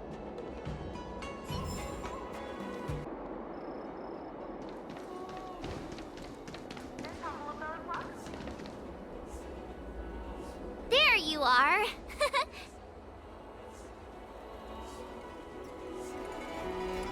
You haven't forgotten about our promise to General Huayan, have you? I woke up especially early so I can start teaching Miss March swordplay. Hey, why are you blushing, Master Yanqing? This is, the first time someone has called me Master. I need to, get used to it. Let me make it clear. Swordplay training is about improving your body, mind, and strength. It's not a casual game you can master overnight. I promised General Huayan that I'd teach you Cloud Knight swordplay, so you can participate in the war dance and defeat at least one opponent.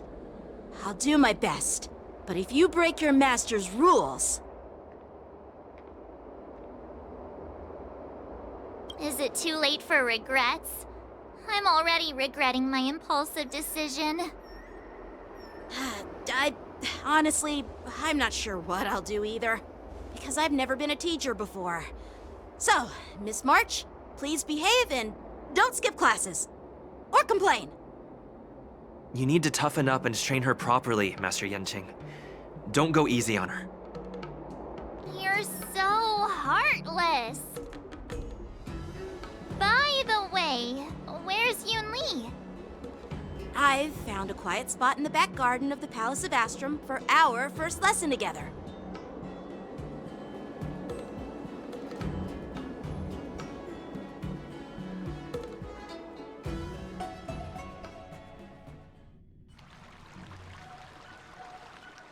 Seriously? It's the first day, and you two are already late? Why is everyone on the Luofu so laid back? So disappointing. Master Yunli, you're already here. Sorry for keeping you waiting. Oh, wait! Were you trying to teach her in secret? That's sneaky! I'm just showing you what Luofu etiquette is all about. She might be my apprentice, but it's customary for the master to personally escort their apprentice to the place of learning. As the host, I'll be teaching Miss March the essence of Luofu swordplay, after which she'll emerge victorious in the war dance ring. You won't be complaining about Luofu's swordplay then. Stand aside, rookie. Let me show you how we Ju-Ming swordmasters treat their apprentices. Quickly, over here, Miss March. This is a reverse mentorship gift from me to you. I hope you put it to good use. What's this? Xianzhou clothing? It's so beautiful! Sword practice requires precise movements. This outfit is tailored to fit perfectly and allows for smooth movements. I even added some small accessories. I put a lot of thought into it. You're awesome, Master Yunli! See? See? How can you compete with me? I'll teach March 7th the essence of Ju-Ming swordplay so she can win the contest with my sword skills. Actually, I've prepared something too. Huh? You have a gift for me too, Master Yanqing? Since you want to learn swordplay, Miss March, you'll need suitable weapons. So, I went out of my way to prepare a pair of swords overnight. Unfortunately, I didn't have time to ask the craftsman to customize the swords for you. But I did my best to choose ones that look nice and are suitable for a beginner. I hope you like them, Miss March. Thank you, Master Yanqing! Bet you didn't see that one coming, did you, Yunli? The real competition is just getting started. I'm so lucky to have two great masters. But why does it feel like things are getting a bit weird?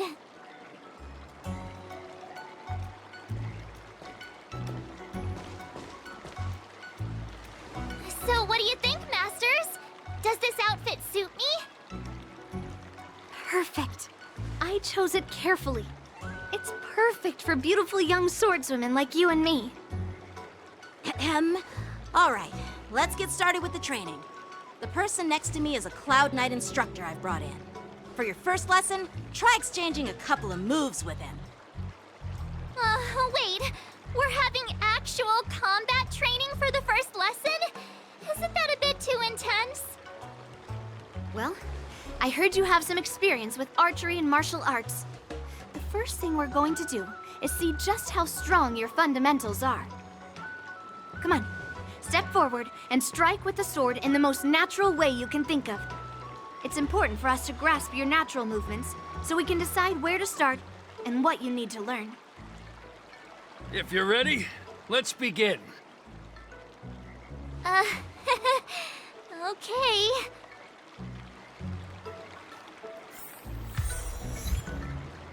Shing! Sa! Ha! Shing! Shing! Ha! Sa! Shing! Are you ready? Yeah, I'm ready. But please go easy on me. Then I apologize in advance, Miss March.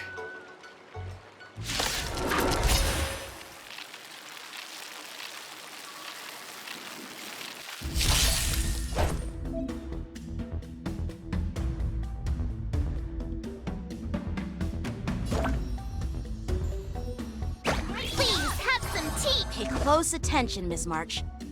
Luofu swordplay is all about being swift and agile in your movements. Right on time. Practice is over. Swords descend! Ignore him. Strength is everything. Yes, you! Like this? Well done!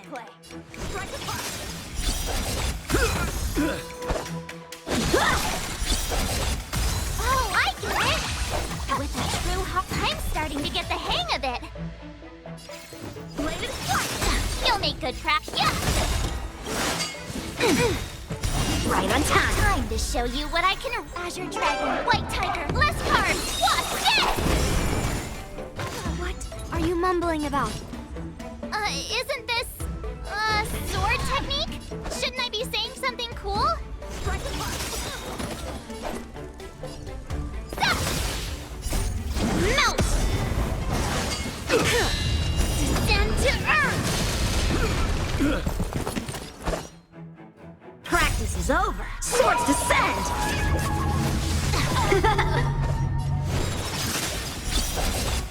Awesome! All right, check out this move. Yes, you! How many give up? Ready to melt! See through clouds!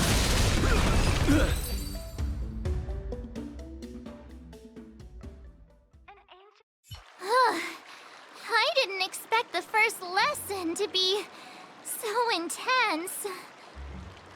Miss March has quick hands and a flexible body. She's a perfect fit for practicing Luofu swordplay.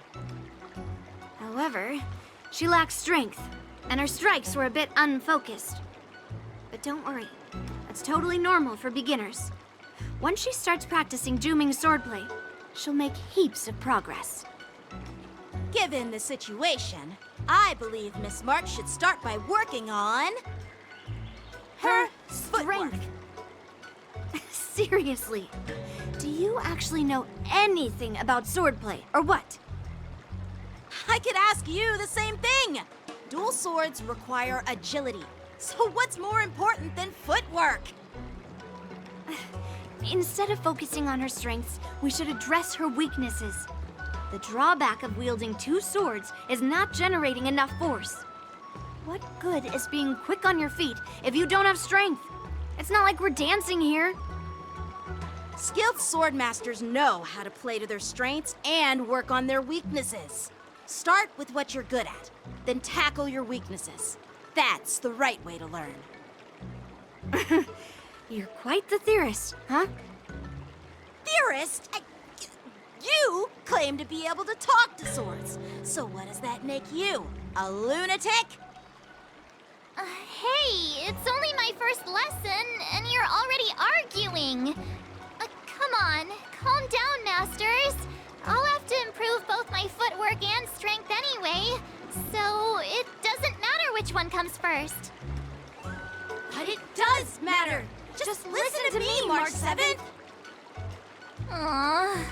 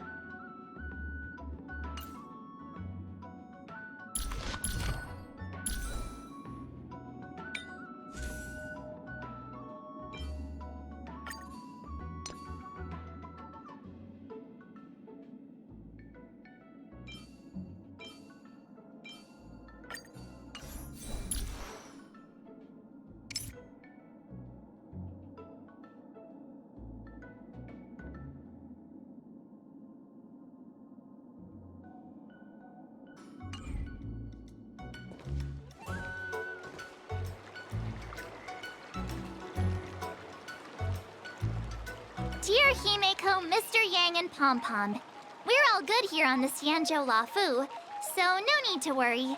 By the way, how's your trip going?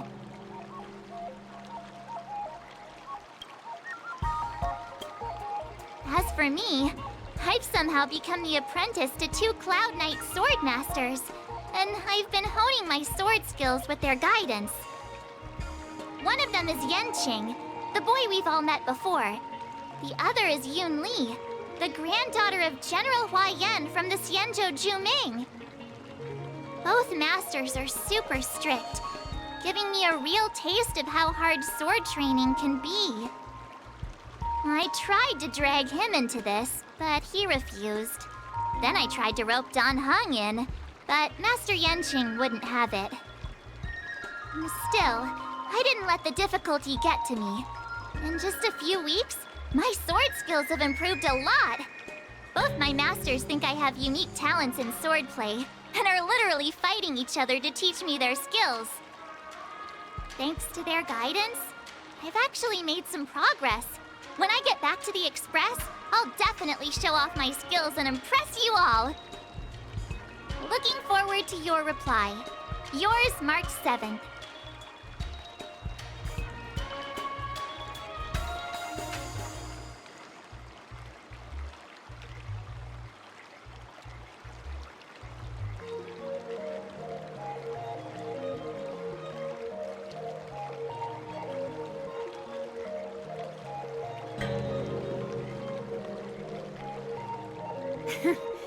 Well done! Let's call it a day.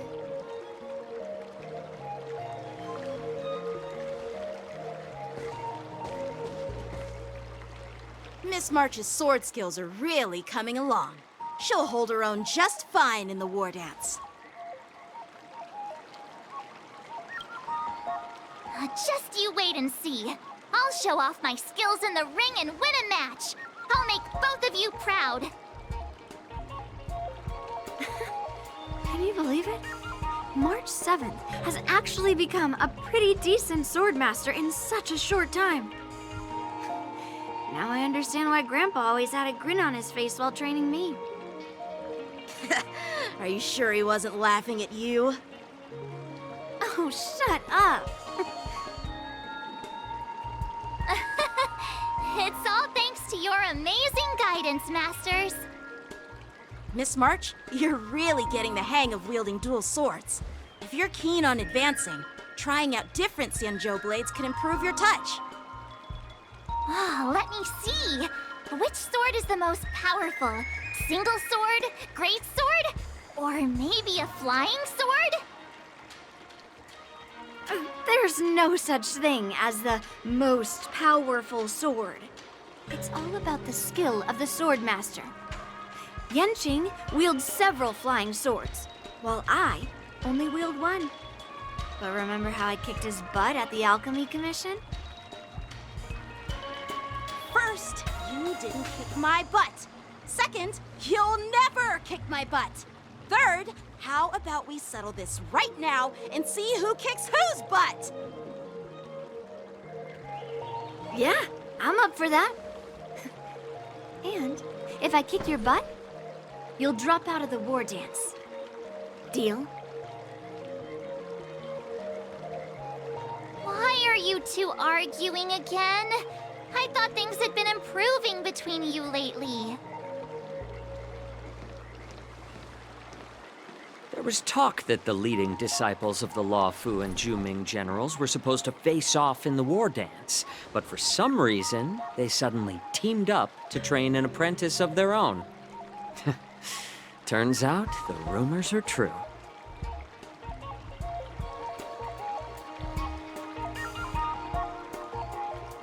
Tomorrow is the big day of the war dance. Shouldn't you two be focusing on honing your skills instead of teaching swordplay here? You're... Oh, that's right! You're the pink-haired fox from the Yaoqing!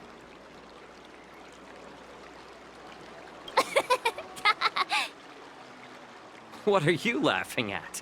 You've got pink hair too. I'm Jiaoqiu, the healer working for the general of the Zhenzhou Yaoqing. Ah, got it. So, you're the participant attending the war dance on behalf of the Yaoqing. And you were trying to sneak a peek at our training? Sorry for the misunderstanding. I don't know anything about martial arts. I'm just here on the general's orders to take care of some official business. I didn't mean to interrupt your training. I'll be on my way. If you know nothing about martial arts, why were you smirking earlier? Well, my curiosity got the better of me, I suppose. When I heard Miss March's pondering about what to learn, I couldn't help but wander over. From my professional experience, cleavers, slicers, chopping knives, and carving knives are all just tools. Kind of like frying, sautéing, boiling, and deep frying in cooking. They're just ways for people to show off their skills. How you use them really depends on the ingredients you're working with. It's like your sword teaching methods. If you align your ingredient, in other words, your apprentice's natural tendencies, with the right cooking method, by which I mean the teaching method that best suits her, she'll make double the progress in half the time. For example, golden eggplant tastes best when fried, cloud peppers when stir-fried, and yellow boulder beef when simmered. It's all about discovering the nature of the ingredients. Apprentice.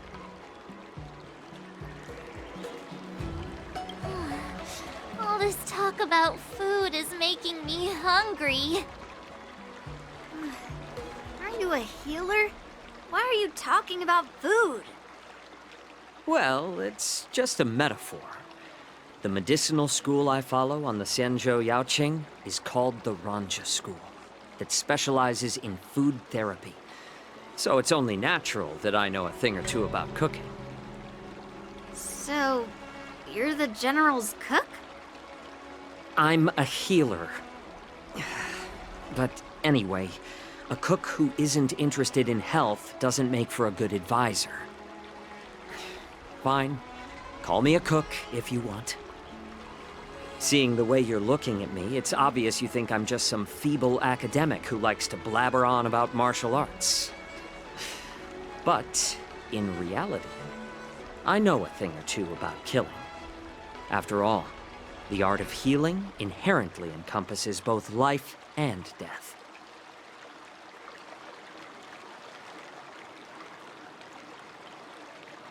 Why is this guy suddenly getting all serious with kids? Do you recognize this bottle of medicine in my hand? No. This is called tumble dust, an extract from an exotic flower named Yabra. Ugh, is it poison? Well, it depends on how it's used.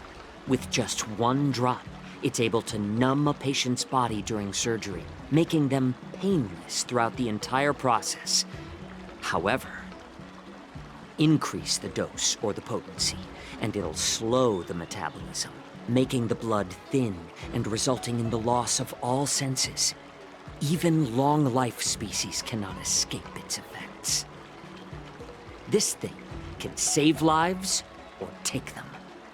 It's more powerful than the swords in your hands. That may be so, but still, I prefer settling things with a sword than, you know. Huh. Looks like I did get you all wrong. You're not a feeble scholar, but a sinister and despicable one. Hey, why the insults all of a sudden? I'm just sharing some medical knowledge here, not persuading you to poison anyone. Seems like you get real excited when talking about poison. I can't tell if that's an honorable thing or sinister. Picture this. Two individuals. The one standing is full of malice. The other lying down is honorable and righteous. How can the one who's lying down label the one standing as sinister? In the throes of combat, where life and death hinge on a singular moment, every idea fades into nothingness. The only thing that matters is staying alive. Surviving the battlefield reshapes all notions of worth, be it integrity or treachery. In my eyes, their significance is negligible. Perhaps you've underestimated Yunli and me, Mr. Jiaoqiu. We may be young, but we've seen our fair share of war. Well, well. Then you should know that the war dance is nothing more than a contest. So why are you so focused on it? When I was appointed as the ringmaster for the war dance, I asked the general, we Cloud Knights are supposed to charge into the fray and slay enemies. Why do we have to swing swords in a ring just to please an audience? And this is how the general replied. To unsheath your sword in a ring is no different than on the battlefield, as your sword reveals the might of all Cloud Knights. The war dance is the perfect chance to showcase martial virtue and forge alliances from all over the cosmos. When we unsheath the sword without drawing blood, we not only display our might, but also the martial virtue of the Cloud Knights. That's quite an insightful statement, Yuanqing. Well, my apologies for being so short-sighted. I've been on the Luofu for quite some time, but I haven't had the chance to see the ceremony venue for myself yet. Hearing you speak so highly of it has piqued my curiosity. Would you mind showing me around? You want to see the Sky Splitter ship where the war dance will be held? Let's go! I bet Yunli and Miss March haven't seen it either, right? Well then, I'll give you all a tour.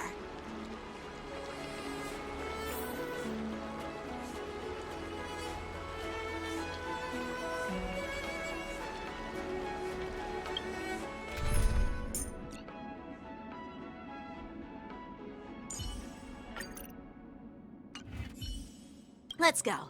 I'll give you a tour of the Sky Splitter.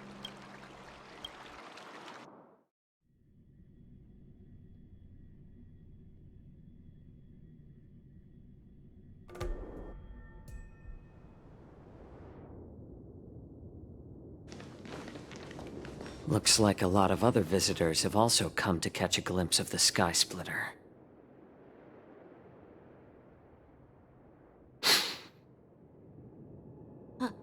What's up, Mr. Jiaoqiu?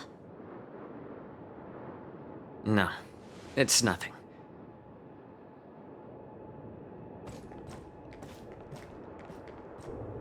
Do you see that airship in the distance? That's the Sky Splitter, the venue for the war dance ceremony. It doesn't look all that impressive from this distance. The Sky Splitter is actually a decommissioned Luofu military vessel. People aren't allowed on board until the war dance officially commences. Tomorrow, when the bell rings and the ceremonial cannons roar, I'll be there representing the Cloud Knights of the Xianzhou Luofu, standing in the ring, ready to take on challengers from all over the cosmos. Since I was a kid, I've been training in swordplay and the art of war under the general. Every day, I'd swing my sword 10,000 times, and then thrust it 10,000 times, repeating the process over and over. I understand that I'm not like other kids. I never envied the toys and freedom they all had. I never found sword practice boring or hard. Even in the thick of battle, facing down savage abominations, I never felt scared. Each day, I could feel myself getting stronger and stronger, and I racked up countless victories. It's the best feeling in the world. But then, I faced a really tough opponent. And just one slash shattered my confidence into 1,000 pieces. That's when I felt true fear for the first time. Maybe that's what Mr. Jiao Cho meant by life and death hinge on a singular moment. Every idea fades into nothingness. After that, I had to pick up the pieces and try to put myself back together. But no matter how hard I tried, I couldn't seem to find my old happy self again. I often ask myself, why do I wield my sword? If defeat is inevitable, why do I continue to fight? Is it to reclaim the joy of victory? To meet the General's expectations? Or to secure my honor among the Cloud Knights? While the General could teach me the art of swordplay, he couldn't teach me why I should keep on going. He said the reason must come from within myself. I've been struggling to find that reason. But after talking with you, Mr. Jiao Cho, I think I already have that reason in mind. As a member of the Cloud Knights and the General's apprentice, I've had a weight on my shoulders. And I know there's still more to shoulder. But when I wield my sword, it feels like I'm letting go of everything. I love the feeling of giving it my all, facing any obstacle in front of me, pressing forward. That's why I wield my sword. Oh, Yanqing. So young, yet so grown up. By the way, how old are you exactly? Age doesn't really matter. All swordmasters will understand how I feel. I get it. Looks like all the kids on the Luofu live tough lives. So, how about you, Miss Yunli? It's not polite to ask a girl her age, no matter which Xianzhou ship you're on. I'm not asking your age. I'm asking if you have a dream like Yanqing has. You don't talk like a cook. You sound more like a TV host or something. Need I repeat myself again? I'm a healer. Well, I don't have a dream like Yanqing does. The only reason I'm participating in the Ringmaster's Challenge is because I made a promise to my grandfather that I'd win the precious sword he's contributed to the war dance. Sounds like that mind of yours is just filled with swords. I bet you've got nothing better on your mind. My father was a craftsman on the Xianzhou Juming. Because of his foolishness, many innocent people fell victim to the cursed swords he forged. Since I was a kid, it's been clear to me that not everyone deserves to have a weapon in their hands. Giving them a sword is no different than being cruel to the innocent. So, whenever I come across someone unworthy of a sword, I can't help but want to take it away from them. Given that Yanqing is the war dance ringmaster, I'm stepping up to challenge him. To ensure the precious sword doesn't fall into the hands of an unworthy master. Hey, what do you mean by an unworthy master? I see. It's not easy for kids on the Juming either. Well, it's better to have a reason for wielding a sword than to be lost and confused. I've saved countless Cloud Knights in my life, and there are plenty of exceptional warriors, just like the two of you. What happened, Mr. Jiao Cho? Oh, nothing. I was just reminded of some old friends and old tales. Judging from my professional perspective as a healer, both of you possess remarkable vitality. Your energies flow like raging fires and mighty gales. The upcoming fight will definitely be impressive. Well, we've seen the Sky Splitter and toured the Stargazer Navalia. I guess it's time to say goodbye for now. What? You're leaving already? But you haven't asked me about my dreams. I've been working hard too, you know. It's getting late, Miss March. Unlike you lot, I'm a grown-up bound by responsibilities and duties. The tasks entrusted to me by the General won't complete themselves. By the way, Yanqing, is it normal to have so many people wandering around in an automated area like the Stargazer Navalia? Actually, this is a restricted area. But since you're all guests, I made an exception, so you could take a look around. I understand. Well, I'll take my leave. I wish you both the best of luck in the ring tomorrow.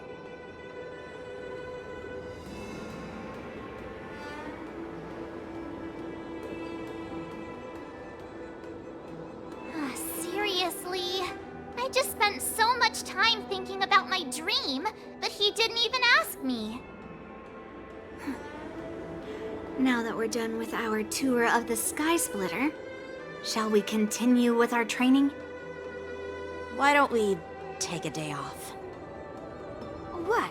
You want to secretly practice swordplay by yourself? Dream on. You know cramming before a fight never works out. For some reason, seeing the Sky Splitter has boosted my confidence. So, I've decided to conserve my strength for tomorrow. All right, I'll take you out of the Stargazer Navalia.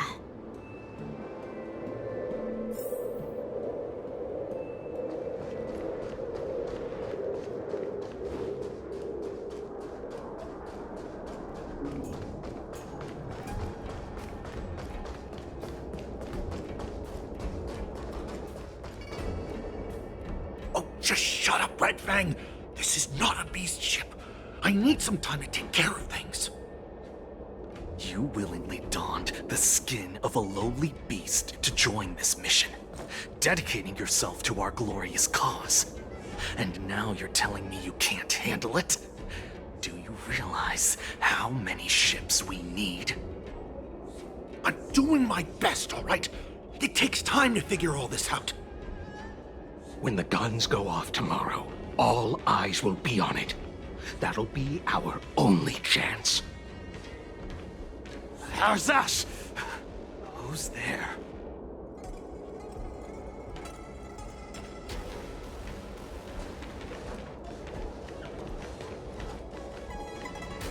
Who are you guys? An impromptu inspection. Why are there outsiders loitering in Stargazer Navalia? And a bunch of kids at that. Hey, kids, didn't your parents ever tell you to stay away from the Stargazer Navalia? I know it's an automated facility, but it doesn't mean you can just break in and do what you want.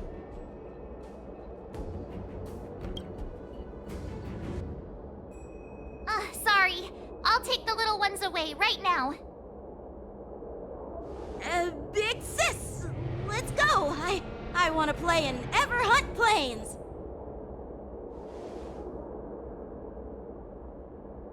Huh? Everhunt Plains? Yeah, sure. Big Sis will take you there.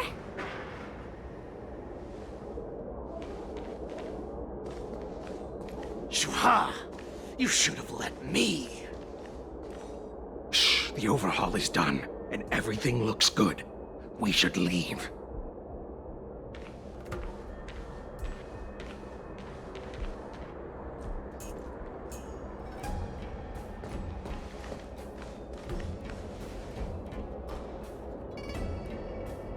Could you repeat what you just said, Yanqing? What did I say? Big sis, let's go! I want to play in Everhunt Plains! Come on! Can't you read the room? Something is definitely off about the 3 people we just met. Yeah, anyone could see that. I just wanted to hear you say it again. That pink-haired fox tried to say something. I'm pretty sure he sensed something fishy. Since he's not familiar with this place, he just dropped us a hint. But you didn't seem to be paying attention at all. I knew that from the beginning. That Cloud Knight didn't recognize Master Yanqing at all. That's really weird. What? Is he famous on the Luofu or something? Not even the Cloud Knights on the Juming, who all know my glorious name, might recognize my face. You have a point. A Cloud Knight, a member from the Skyfaring Commission, and a craftsman. They're from various departments, and the reason for the overhaul seems legit. But one of them blurted out some weird language just now. Did you hear that? I have a feeling that if we secretly tail them, we'll definitely catch these guys in the act. Follow my lead, and be careful not to blow our cover.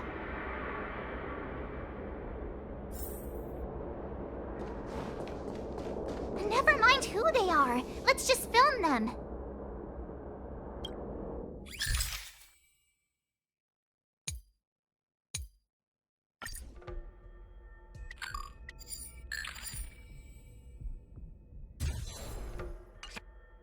We should have just killed those lowly beasts. Those little brats won't take up much space. There are boxes all over this place. Just dump them into one and no one will notice. Cut the theatrics, Grulok. Even the slightest slip-up could interfere with Lord Moktok's plans.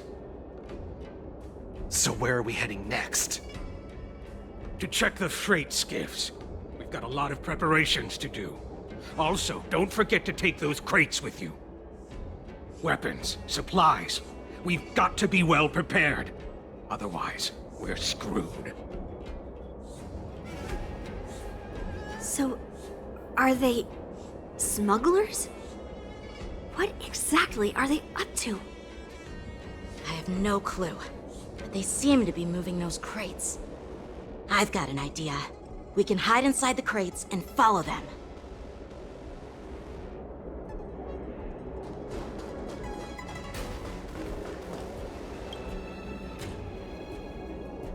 Ugh, so cramped in here. I can hardly breathe. Just hang in there.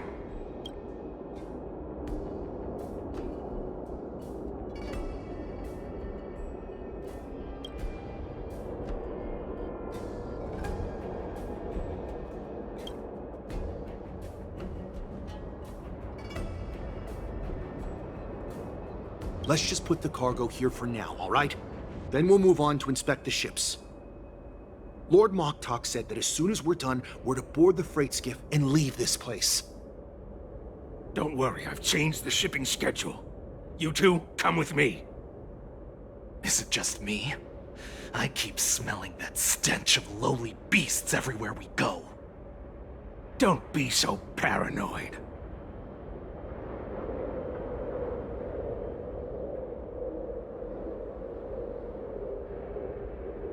Looks like they're planning to escape on the skiffs in Stargazer Navalia. They keep talking about their plans, but where do they come from? And what do they want to do on the Xianzhou? They're definitely up to something bad. Wait, they disappeared. Let's catch up to them.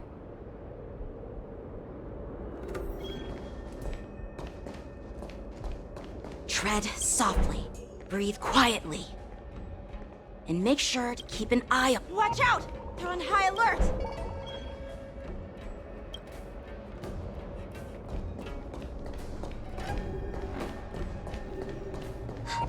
Did he spot us? Quickly, hide!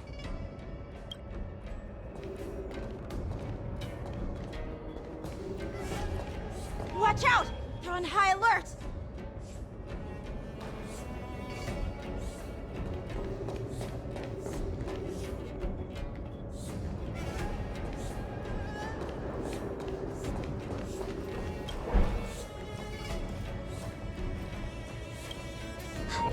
Did he spot us? Quickly, hide!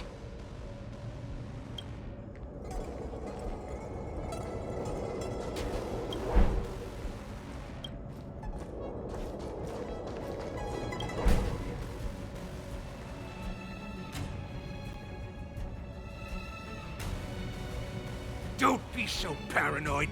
We're running out of time. Get over here! Shuhard, I'm coming!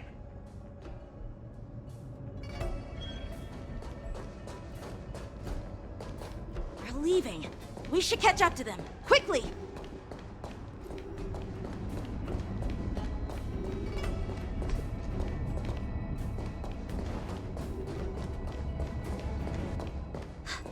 Did he spot us? Quickly, hide!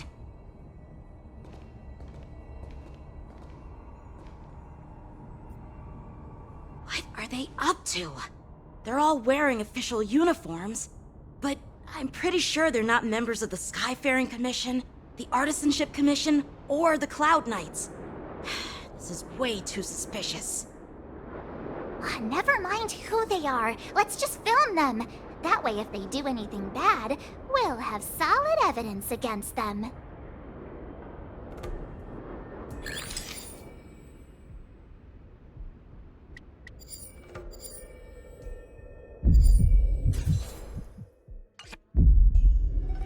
Look at this.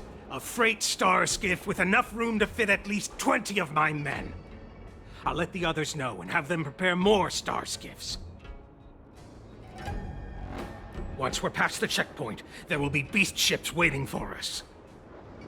Lord Moktok is ready.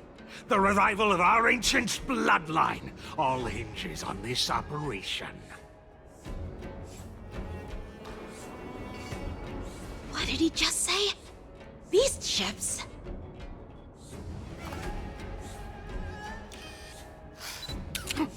Who's there? It's those brats!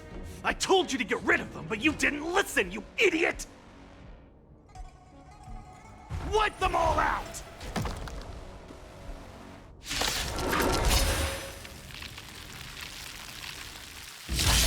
Boris? Adusa! Die, you lowly beast! There's more to life. Eternal. Nice job!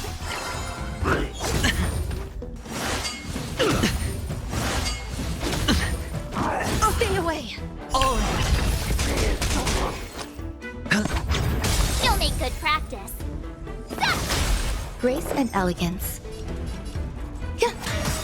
Lose some, win some. Every petal, all will be swept away by the wind. The dice have been cast. Bust. Or maybe I'll take it all! Watch your head!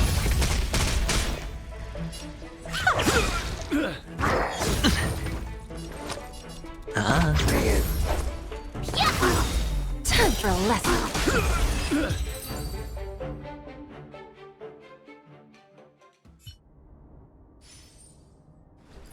How is this possible? How did these Foxians change their appearances like that? They're not Foxians at all. They revealed their true form. They're Borisin, just like the bandits I defeated on the IPC ship. Wait, that means...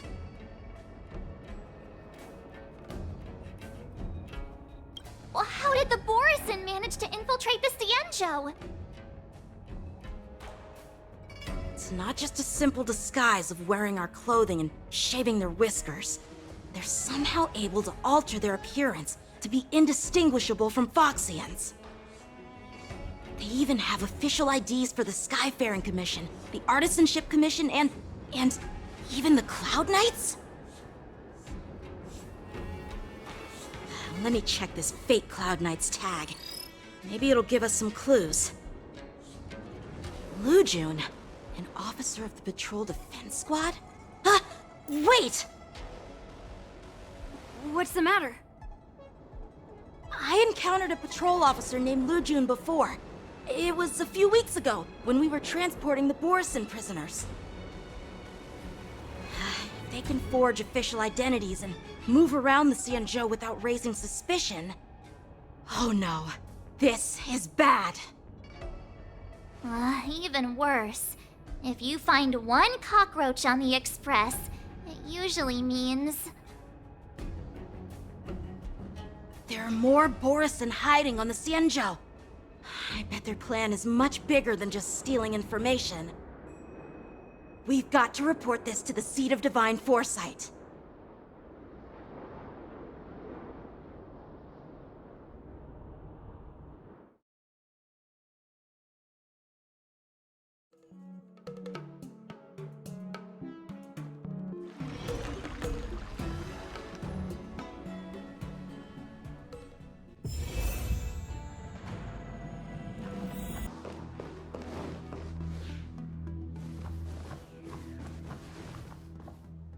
I am glad to finally meet you in person, guests from the Astral Express. I'm Fei Xiao, the general of the Xianzhou Yao Cheng. Let me introduce our guest to you. The one dressed in green. He's the reincarnation of Imbibitor Lune, and the person behind him is the newest member of the crew. I've heard a lot about you. Outside the reports from the Luofu, the Skyfaring Commission of the Yaoqing has also gathered plenty of information about both of you. I've been eager to meet you face to face for reasons that I'm sure General Jing Yuan has explained, right?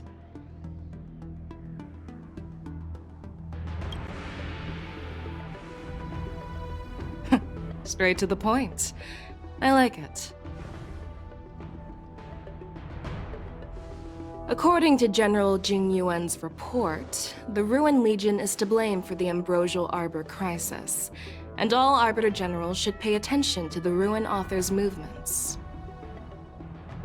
Over the years, the Destruction's minions have wreaked havoc on countless worlds, and the Alliance has been keeping an eye on them, but no one expected them to join hands with the remnants of the Abundance.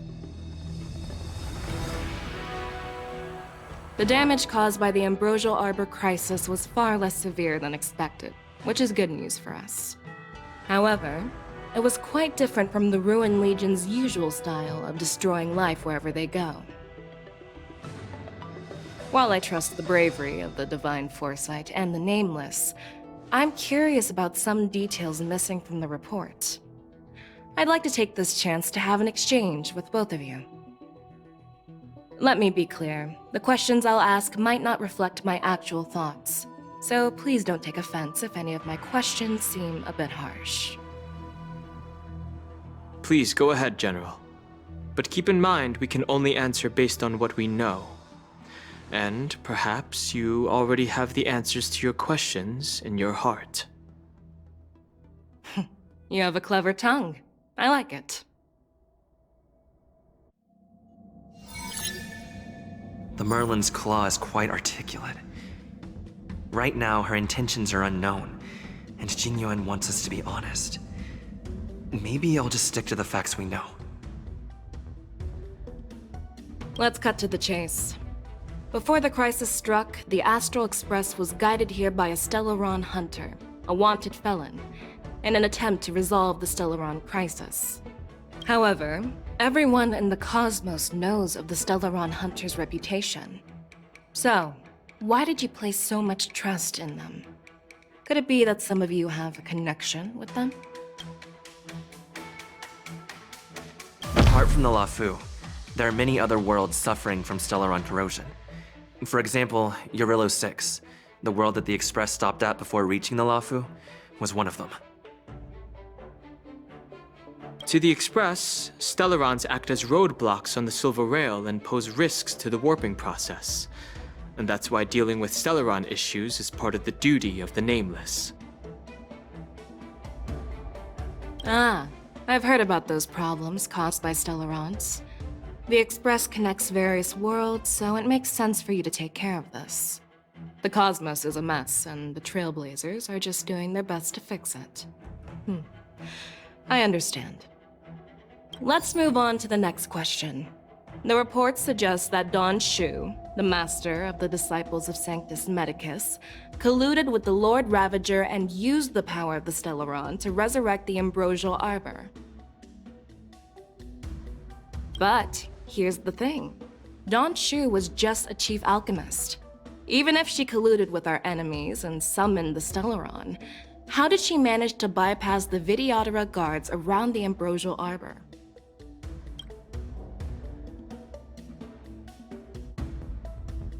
I personally met Dan Shu once. Her closest friend was killed during the war on the Fanghu, and she harbored deep hatred towards the hunt. So she spent years making preparations in the Alchemy Commission, in order to take revenge on the Xianzhou. Revenge is also a form of the hunt. However, that doesn't explain how she managed to bring the Stellaron into the Scale Gorge waterscape, which was guarded by the Videodora. Well, you should ask Dan Shu herself for the answer. Unfortunately, Dan Shu is dead, and even her corpse has crumbled into ash. That's one less clue we can pursue. According to the report, Lord Ravager Fantilia is the mastermind behind the entire conspiracy. She disguised herself as an ambassador of the Skyfaring Commission and traveled with you, only to vanish without a trace later on. It seems too convenient to label her as a scapegoat.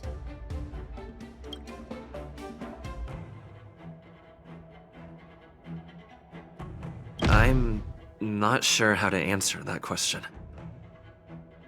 The Lord Ravager is a master at manipulating situations and sowing discord among her enemies. General Fei Xiao, given your suspicions of the internal affairs on Luofu, I wouldn't be surprised if... So, I'm not even allowed to ask questions? Asking questions is considered sowing discord now? Well, that's convenient for you. Just like Fantilia vanishing without a trace.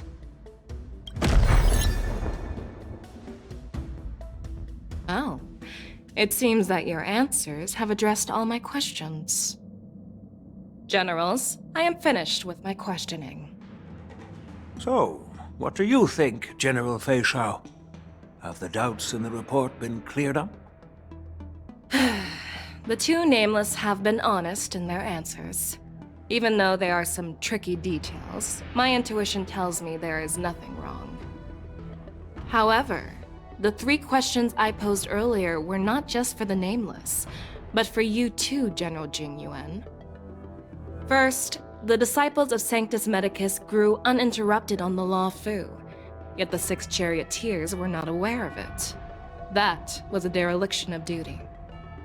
Second, you believed in the Stellaron Hunter's prophecy and entrusted outsiders to solve the crisis, even granting them access to the Plague Mark. That was a dereliction of responsibility. Third, you insist on holding the war dance right after the Ambrosial Arbor crisis, putting the Luofu back in the spotlight. That is a dereliction of wisdom. Merlin's Claw. Is this your line of thinking, or the 10 Lords? From the moment I walked in, I made it clear that the questions I'd ask might not reflect my actual thoughts. The disciples of Sanctus Medicus were deeply rooted and had been plotting for a long time. I admit it was my negligence for not noticing it earlier. As for the Stellaron Hunter's prophecy, I didn't believe all of it, but in the end, the Luofu did survive the Ambrosial Arbor crisis. So, I think it's safe to say that Elio's prophecy about the future holds some merit. And as for the war dance, do you think I'm unaware of the risks? However, risks can also be opportunities. The Luofu has lain low for too long.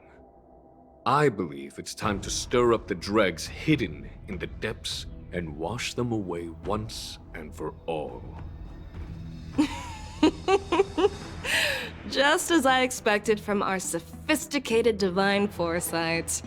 You have a way with words. I like it. But, unfortunately, ever since the report was submitted, the Alliance has been filled with rumors and speculation. Even within the Luofu, there are people accusing you of neglecting your duties, resulting in the Ambrosial Arbor's resurrection. So what are your thoughts on all of this, General Fei Shao? As a fellow Arbiter General, I fully understand the difficulties of this position. Personally, I think all these rumors are meaningless drivel. Across the sea of stars, the Divine Foresight knows better than anyone else what happened on the Luofu and the meaning behind it. Just as what happened on the Xianzhou Yaoqing recently. You mean the Xianzhou Yaoqing is also... The scouts of the Verdant Knights have sent back reports that Borisin are making trouble again. The Borisin packs that were once divided and scattered have started swallowing each other up, forming larger and larger packs. Moreover, there's an entity named Mongoose behind it all. An entity? According to the report, this entity isn't actually a Borisin. It's a woman claiming to be the messenger of the Master of Immortality. She's described as having 12 faces and 12 pairs of fangs, as cruel as poison and as elusive as quicksand. The Borisin believe she'll give them a chance to rise again. That's Ventilia. That's right. You're lucky that I'm the one who came this time. If it were the Patina Justice or the Seer Strategist, this conversation might not be so friendly. I've always had faith in my instincts, so I don't doubt your good intentions. But the Alliance has its fair share of questions and doubts about the Luofu.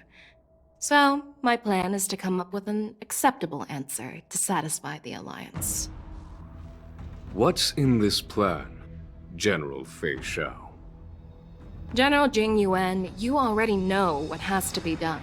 But since you don't want to be the bad guy, I'll take care of it for you. You need the final word from the Ten Lords Commission to quell any doubts. And for that, I'll have to ask the two Nameless to visit the Shackling Prison. No, I'm not imprisoning you. While you're there, I'll ask a judge in the Ten Lords Commission's Interrogation Division to record a detailed testimony with the karmic mirror from both of you. We'll fill in the gaps that weren't covered in the report, and silence any protests within the Alliance. I'm okay with that. Worried that I might go back on my word and keep you in the Shackling Prison? Relax. If I wanted to do that, you'd already be behind bars. Once you're done with your testimony, you're free to come and go as you please. Then, as the Merlin's Claw requests... Oh, there's one more thing. This testimony is for silencing the voices of opposition within the Alliance, but I would like to urge General Jing Yuan to listen to the pleas of the Foxians on the Xianzhou Yaoqing. So, you are here for Hule. Exactly.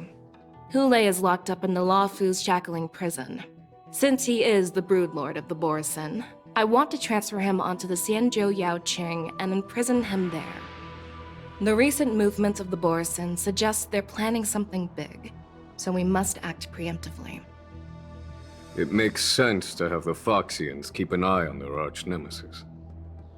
Since you trust my judgment, I'll repay that trust. What do you think about all this, General Huayan? I was worried this would turn into a heated argument, but it seems like both of you are on the same page, solving each other's problems. I couldn't have asked for a better outcome. And as for Hule, I'll send my lieutenants Zhao Chou and Moza to check on his condition in prison and ready him for transport. If there are no more questions, shall we get this started?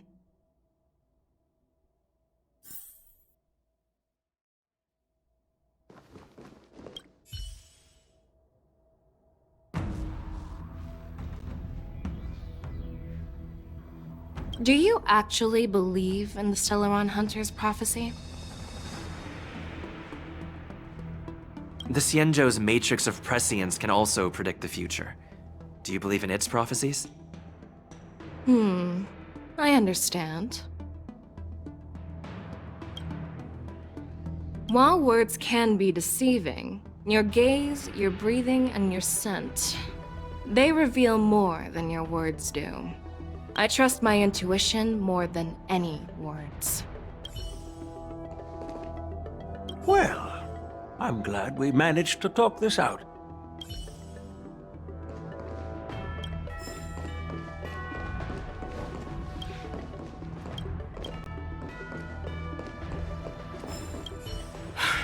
I'm really sorry about all this. But the testimony in the shackling prison won't take up much of your time. I'll call for a messenger to take you to the interrogation division. You just need to give your testimony, and then you can head back. So no need to worry. As you wish, General.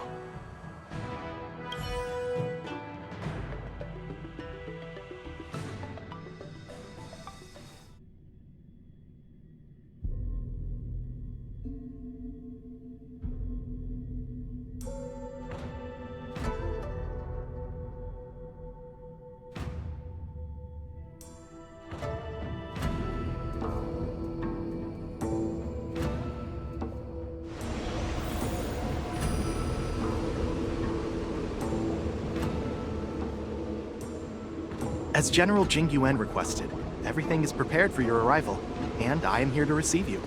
The judges at the Interrogation Division also know your purpose in coming.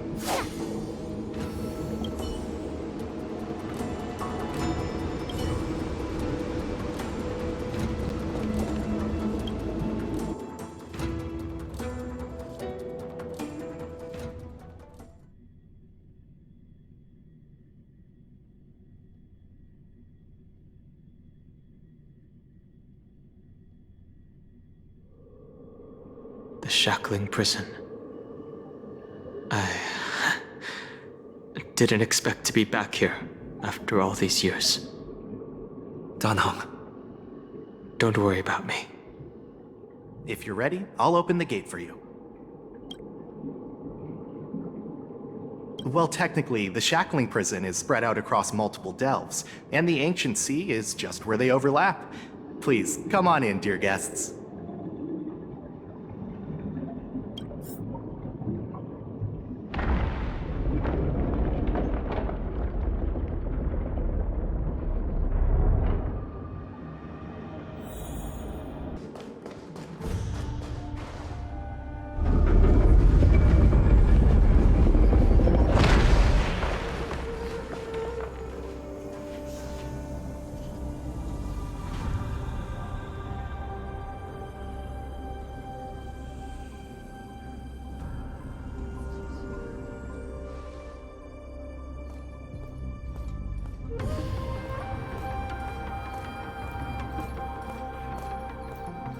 What are you looking at? The shackling prison on the Luofu is completely different from the one on the Yaoqing. It's completely underwater. Whether it's in the clouds or underwater, breaking free would still be a piece of cake for me. Still thinking about your old jailbreak tricks, huh? Forget it. You're free now. Just don't do anything stupid, or the judges will throw you back in there and lock you up for a few hundred years. You'll see me again in just a few days. Taking Hule back to the Yaoqing means a lot to the Foxians on the ship, and to the General herself. So stay alert.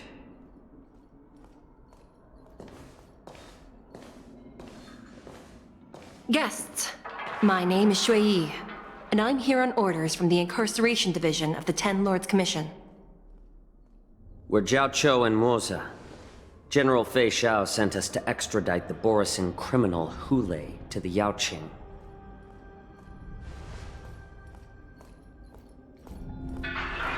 We're here to inspect the conditions of his imprisonment and make preparations for the handover and transportation. I assume you've been briefed, Your Honor.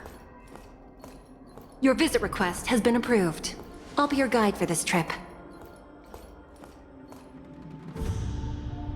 Prisoner Hule, the warhead and brood lord of the Borisin abominations of abundance and the arch-nemesis of the Foxians, is responsible for 2,123 wars of aggression and countless associated crimes. Due to his heinous acts, he has been imprisoned in the depths of the Shackling prison and subjected to the punishment of the Forest of Swords until the end of time. He shall never be pardoned. No need to repeat his crimes and sentence, Your Honor. He is the greatest enemy of us Foxians. The stories of his atrocities are used to terrify our children. I'm well aware of every crime he's committed. Let's move on to the next step. When it comes to visiting criminals, there are rules in place to ensure your safety. I know you've heard legends about Hule since you were children, but your knowledge about him is likely very limited. Only the judges of the 10 Lords Commission truly know what kind of abomination is locked up at the bottom of the Shackling prison. It has been centuries since Jingle, the former sword champion of the Luofu, captured Hule. And during all those years, we never provided him with any food. Yet he somehow managed to stay alive. It defies all the documented physical characteristics of the Borisin. The Forest of Swords, forged by the Punishment Division, is a device of intense torment, used to execute sinful abominations. Most Borisin die within 3 days in the forest, but Hule is different. Every time the blades pierce him, his body instantly heals. Despite the brutal punishment, he somehow manages to survive. The complex rules are there because of his abnormal characteristics. Do you understand now? I apologize for any offense caused. Please continue, Your Honor. I've given you the instructions regarding Hule's visitation. Please make sure you read them carefully.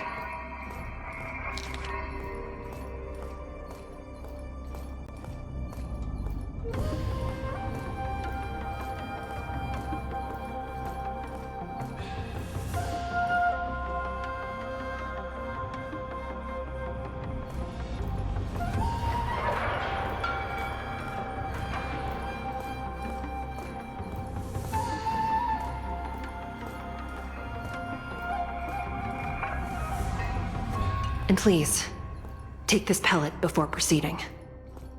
No, I'm not taking random medicine. Then you won't be allowed to visit Hule. Just swallow it already. Hule is like all Borisin. He can release a pheromone called lupatoxin that induces fear. Thousands of years ago, we Foxians were enslaved by the Borisin.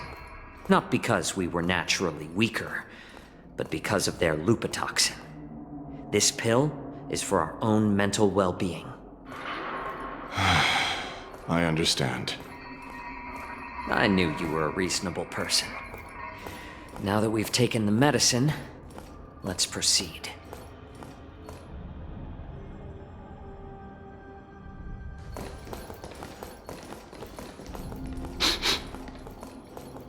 Your Honor. What is it? No, never mind. Maybe I'm just imagining things. Let's keep moving.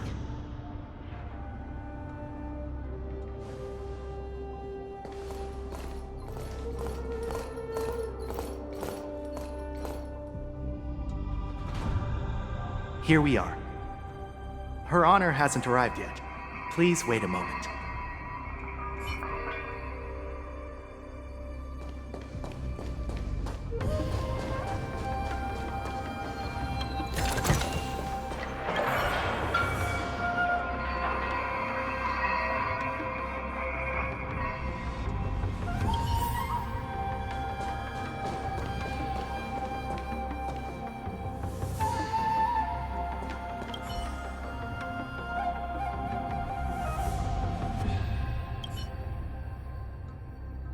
Welcome, dear guests from the Express.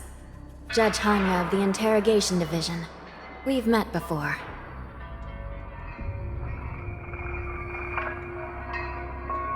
You don't want to see me? Well, in that case, I can call in the judge who's an expert in acupuncture, or the one who's handy with axes and saws, or the one who knows all about whips and ropes. We've got plenty of options here, and we'll find one that suits your taste. Just kidding.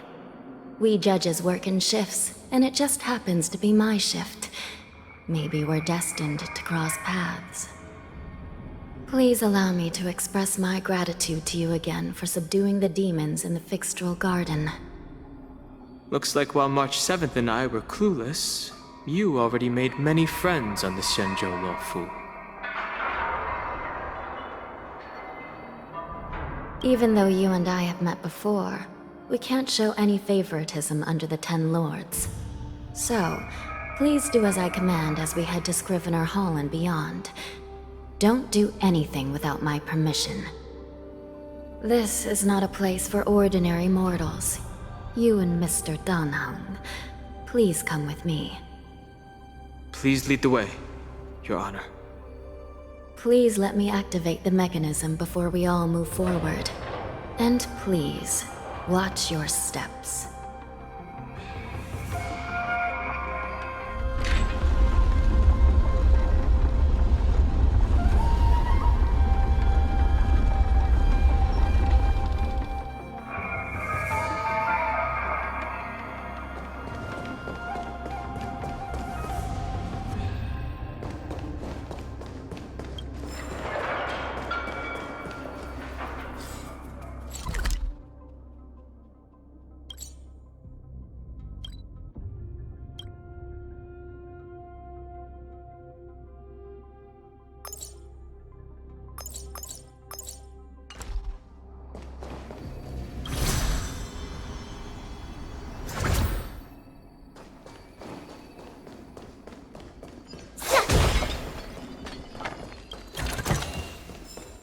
Shiny! Ooh, sparkly.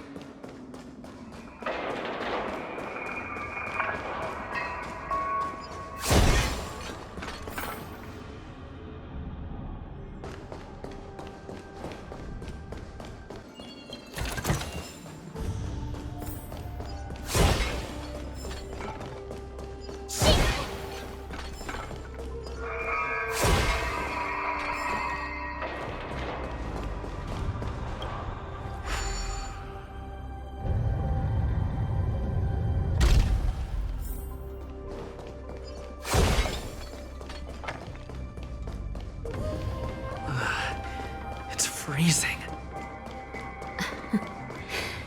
This place is filled with the cold air from the northern peak of the polar delve. Even the toughest long-life species would have a hard time. Did you hear something just now? Let me check it out. Ugh, what an eyesore. This place is packed with boxes and crates. These crates, they look oddly familiar. A few days ago, the Spiritfarers received reports about an IPC transport ship that was attacked by Borison. Then, a bunch of those abominations were dumped into this place. I had a feeling there would be trouble during the war dance, but throwing both the pirates and the cargo in jail? That's a new one. I heard the Intelligentsia Guild crafted something dangerous. We have many records in the Hall of Karma about these wise ones. They love to tinker with forbidden technologies, always trying to push the limits of ingenia. I caught a glimpse of the mechs in those crates, and they bear a striking resemblance to Borison. I wonder what they're planning this time. Well, business first. Let's keep moving.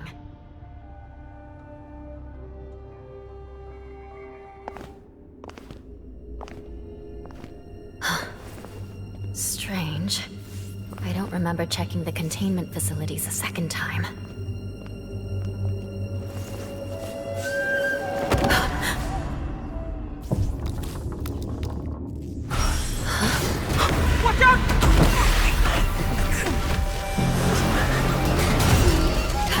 Emergency! All wardens prepare for action! Emergency! All wardens prepare for action!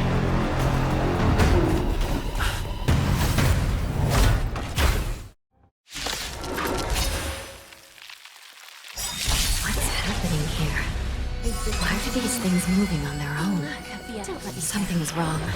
The guards aren't responding. Here you go, Master! Time to show you what I can. Azure Dragon, White Tiger, less cards, what? Yes! We have it. There's no backing out now. For me or you. Together as one! Just a graze. This thing is going wild. Just like a Borison. Looks like we're on our own for this one. There's more to life. Lose some, win some. Every petal and all will be swept away by the wind.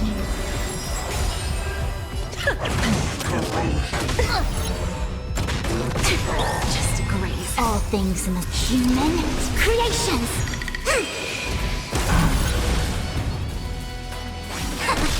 Ready to shine! Yeah!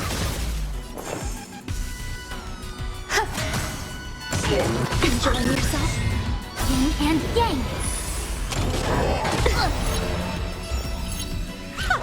Who's the little backstabber? I see through you. Converge and awaken! We? There's no backing out now. For me or you. Oh, I get it! Time to show you what I can. Azure Dragon, White Tiger, less cards, what? Yes!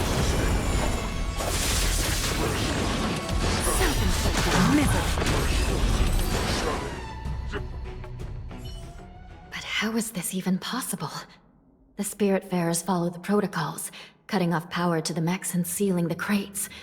How could these mechs still start moving?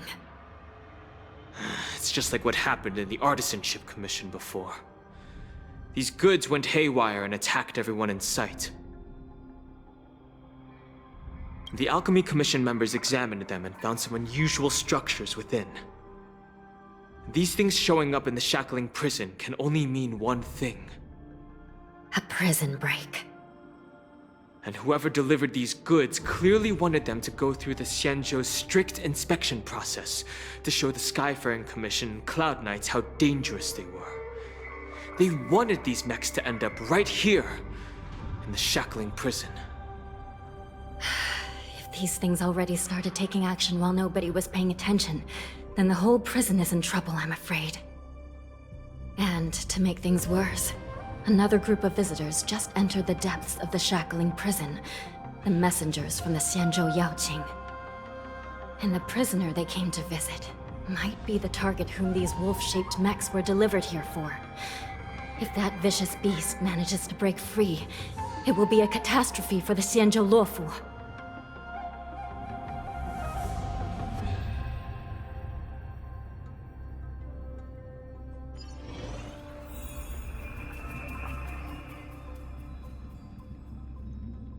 Here we are. Have we arrived already, Your Honor?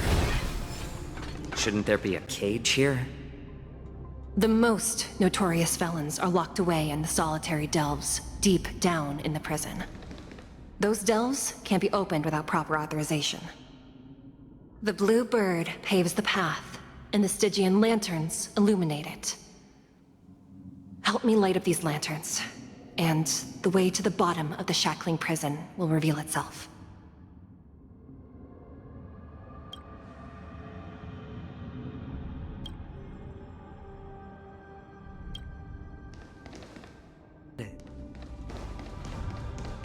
I've given you the diagrams for lighting the lanterns.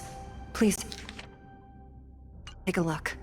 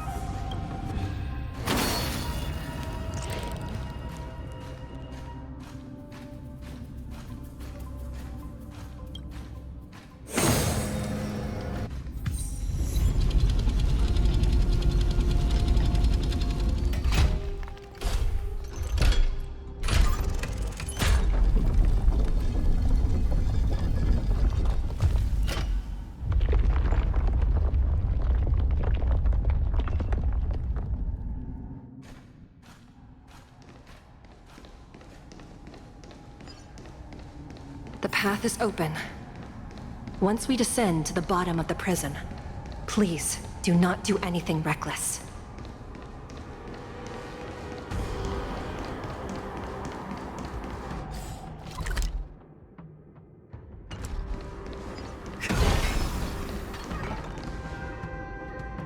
Inside the delve, behind this door, is the greatest enemy of the Foxians, Hule.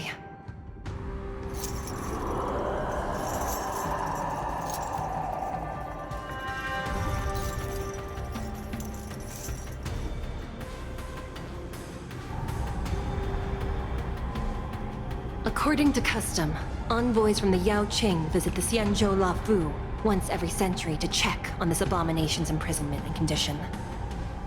Even though the Ten Lords Commission sentenced Hule to the Forest of Swords, suffering every day for the rest of his life, I understand that the Yao Qing messengers want to see him dead. Unfortunately, for the past 7 centuries, they've had to return disappointed, because this beast simply can't be killed. If we can use his toxin to create medicine and save an innocent life, it might help balance out some of the sins he's committed.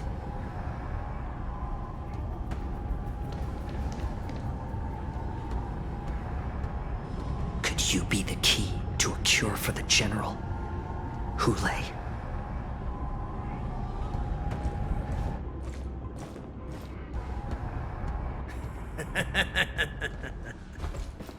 And once again, the envoys of the Yao Qing will leave disappointed.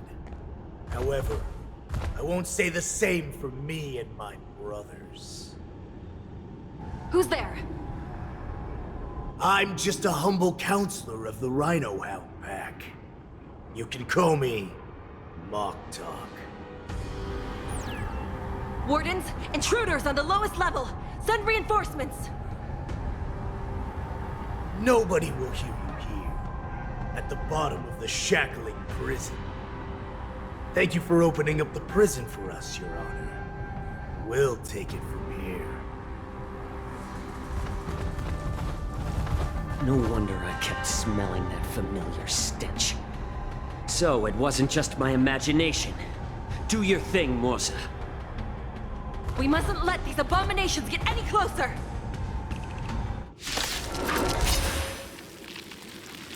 Detestable things. There are too many of them.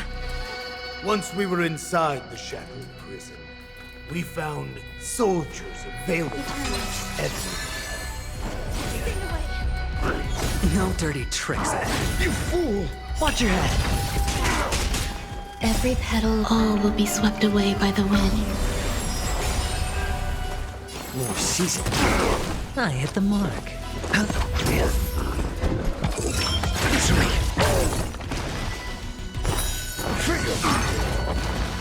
There's... How about letting the enemies? I suggest you surrender now. Of course, I'll still kill you. Why not have a meal? But I promise it'll be swift. A little more heat.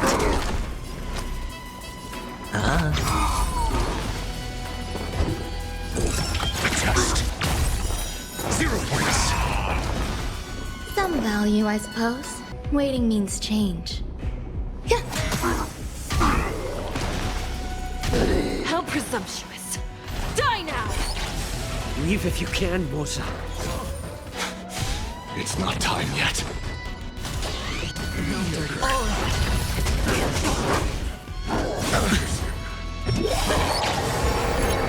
SAS Perkibi.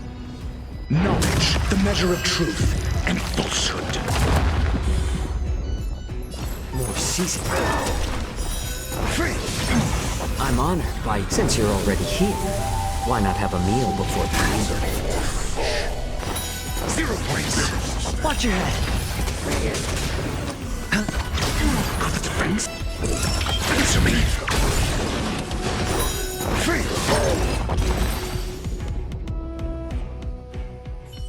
Guard the gate! They can't be allowed in!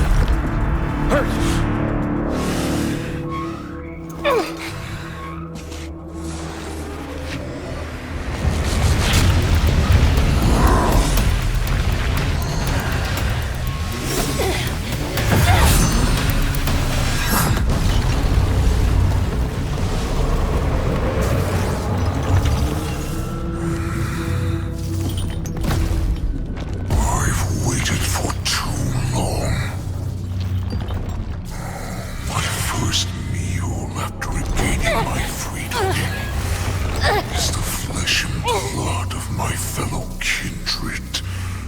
A sad scene indeed. It's been a long time, boy. Welcome back.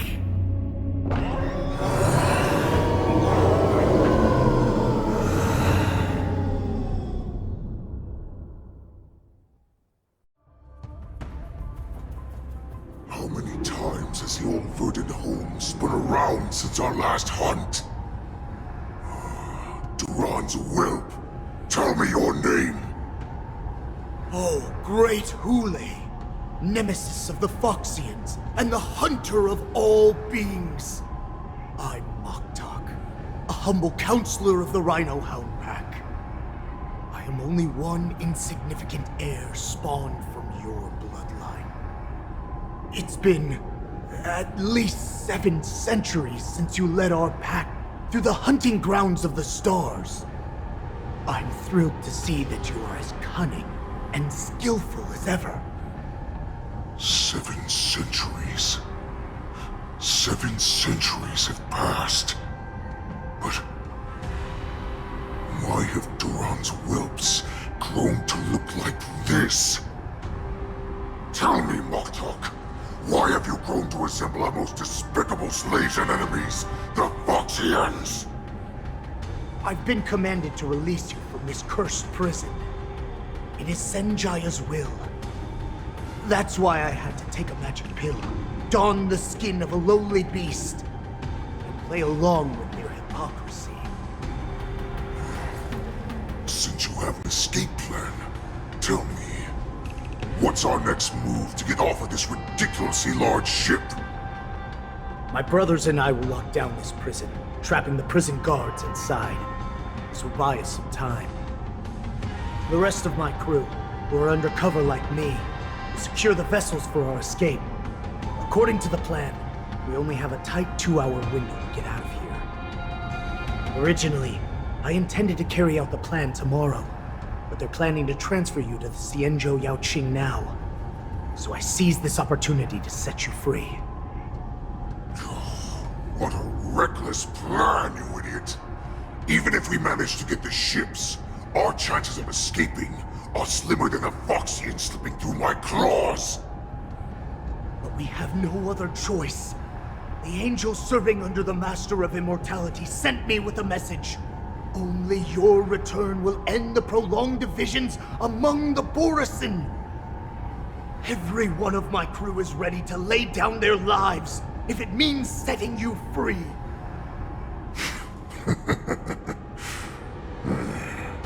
A sneaky weakling like you is actually showing some reckless bravery with this plan. Fine.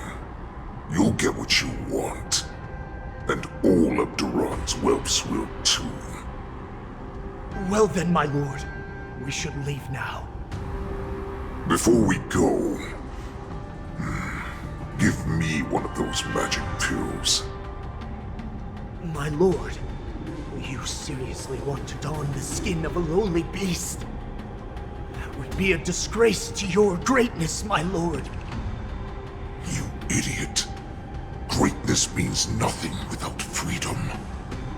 Once I get out, I'll need a disguise that won't raise any suspicion. As you wish, my lord. Is that Foxian slave my meal? No, he's an envoy from the Xianzhou Yaoqing. I plead you to endure him a bit, my lord, as he's more valuable as a hostage. Take him, guys! Time to move out!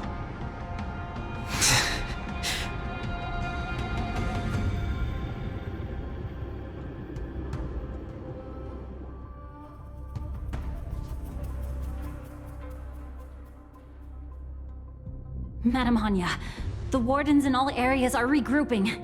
Those Ingenium enemies are wandering around and causing heavy casualties. And to make things worse, those iron wolves broke open the cages and let the criminals out. We've called for backup, but it seems like all communication is jammed. Let's preserve our strength and first take down the isolated prisoners. By decree of the 10 Lords, all prison breakers and intruders shall be apprehended, dead or alive. Just a short time ago, the nether key mechanism was activated. It was probably Madame Shui and the Yaoqing messengers, heading to the bottom of the prison. Given the situation, I'm afraid that area is exactly where our enemies are targeting. We mustn't let that vile beast escape from its cage. We've gathered all the prison guards who can still fight, and we'll split up and secure each floor. Go! Those intruders are quite bold. They must have been planning this for quite a while. Indeed, but Borisin tend to favor direct and aggressive approaches. Crafting careful and precise plans like this is simply not their style. Let's focus on the current situation right now. Please help me.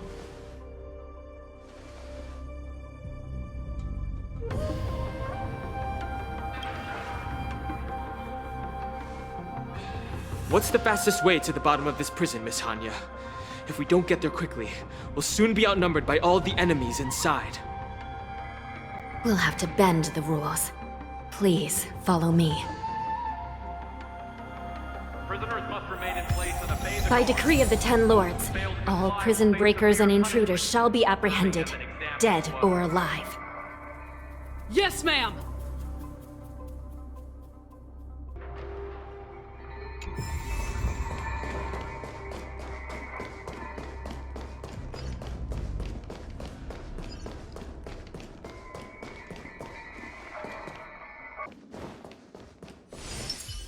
Sound lingers. Hold your position here. Yes, ma'am. We need a few tools if we want to reach the bottom quickly. Follow me to the next floor. The path is cut off. Someone must have altered the mechanism. No matter. It'll just require a bit more work to get through.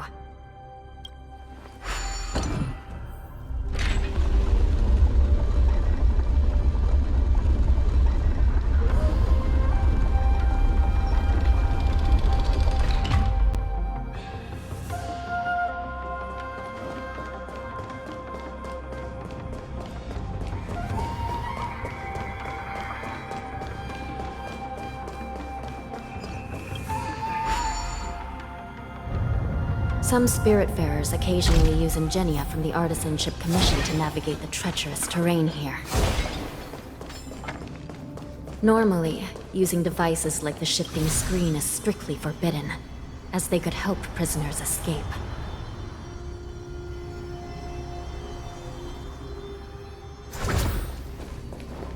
But, given the urgency of the situation, let's just ignore the nether key has been activated. I hope we're not too late. Hang in there, sister.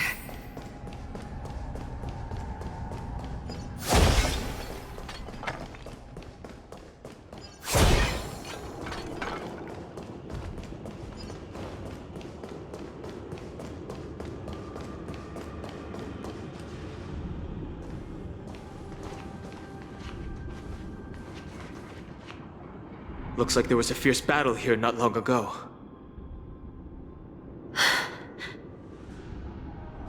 The gate to the prison delve is wide open. Hule has managed to break free. Where are the Yaoqing messengers? And where's my sister? Are they still alive? Let's look around. Maybe we'll find some clues.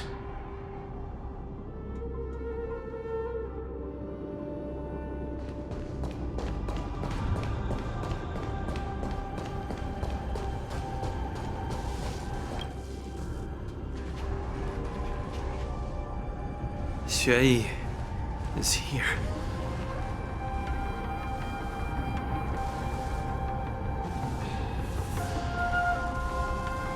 Miss Shui bravely sacrificed herself.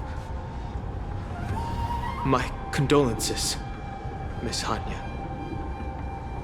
Condolences. Well, that's unnecessary. You must understand. Thanks to the Ten Lords' blessing, my sister turned into an ingenium centuries ago. Dying and returning as just a soul to the Hall of Karma's document office has become a routine for her.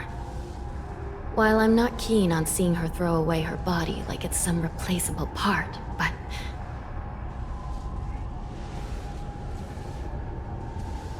By the way, have you seen bodies that might be the Yaoqing messengers? One of them is a Foxian wearing exquisite clothes, and the other wears a dark cloak, like a fugitive. No. I haven't found any Foxian bodies. Only Borisin ones. So, the intruders and Hule are holding the Yaoqing messengers hostage. This is the worst situation. With hostages in their grasp, the prison guards can't do anything about the prisoners. If anything happens to the messengers, the relationship between the Yaoqing and the Luofu could be irreversibly damaged. We must rescue the messengers, get out of here, and spread the news. We mustn't give up as long as there's a glimmer of hope.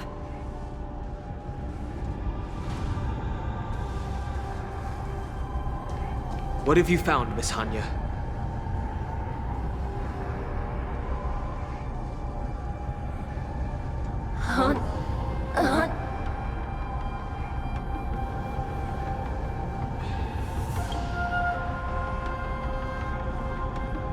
Reconstruct. It's my sister. Looks like her soul hasn't returned to the Hall of Karma yet. At such a critical moment, her death can give us information that we can turn into an advantage.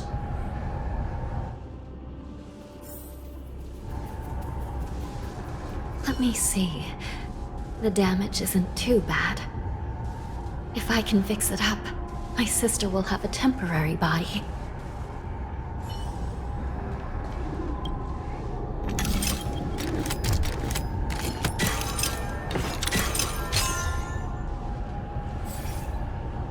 Hanya, I'm back. Welcome back, sister. I don't know what kind of expression I should have at a time like this. Happy? Tears of joy? Forget it. I'm used to you coming back in all sorts of forms. Now is not the time for jokes. This side crane can't hold all of me. Sister, what did you see when you were killed? One of the Yaoqing messengers escaped, and the other one was taken hostage and brought upwards? Besides the Borisin, there were other intruders. Invisible. Invisible intruders? What does that even mean? How many conspiracies are tangled up in this mess? Do me a favor, sister. The intruders have cut off all communication between inside and outside the prison. And now you're the only person, the only bird, who can slip out undetected. Make sure you deliver the news to the outside world. I understand. Please be careful, sister. You are different from me.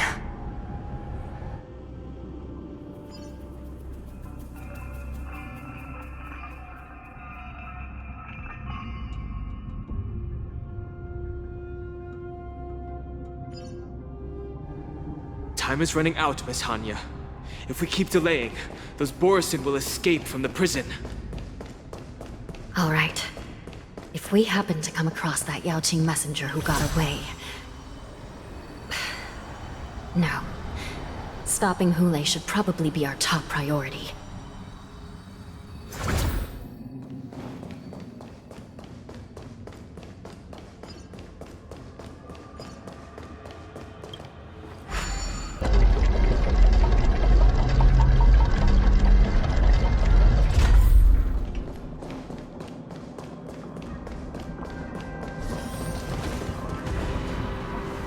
Wait!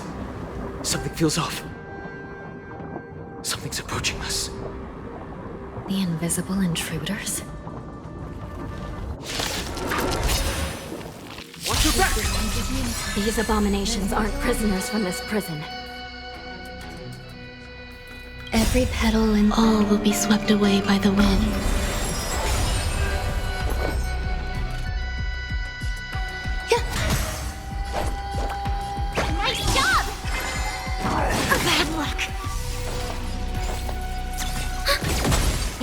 Gather as one.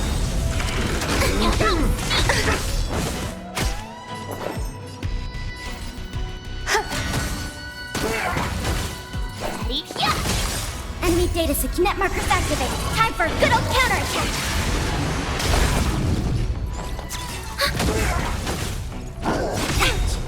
Enemy data secure. Net markers activated. Time for a good old counterattack. Enemy targets detected. Oh, I get it! Watch this! Some value.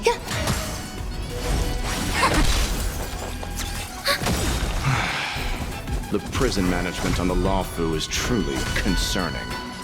Who are you? Aren't you looking for me? Time for a good old counterattack! Time to show you what I can really do! Azure Dragon, White Tiger, less cards! Watch this!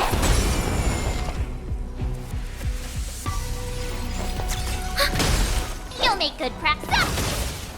All things in the human creations! Converge and awaken! Every petal, all will be swept away by the wind.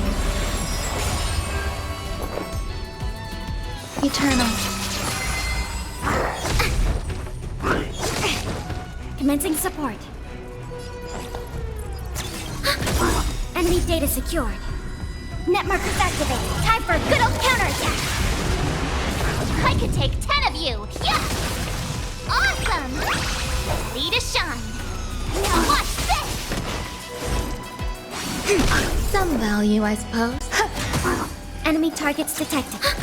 Just focus on the fight. Enemy data secure. Net markers activated. Time for a good old counterattack. No matter. Mortality means forever. Time to show you what I... Azure Dragon, White Tiger, less cards! Watch this! A quick divination.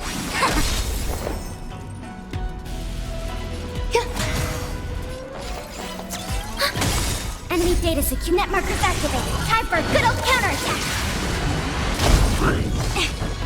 You'll make good practice. Yeah! Oh, I get it! All things in the human creations!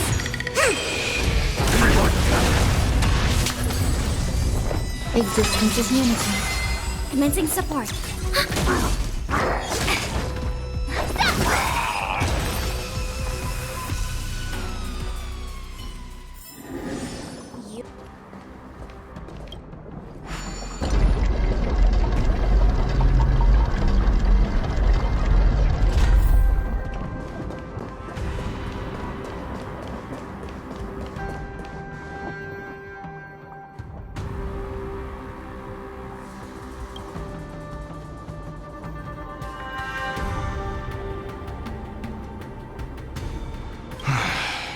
The prison management on the Luofu is truly concerning.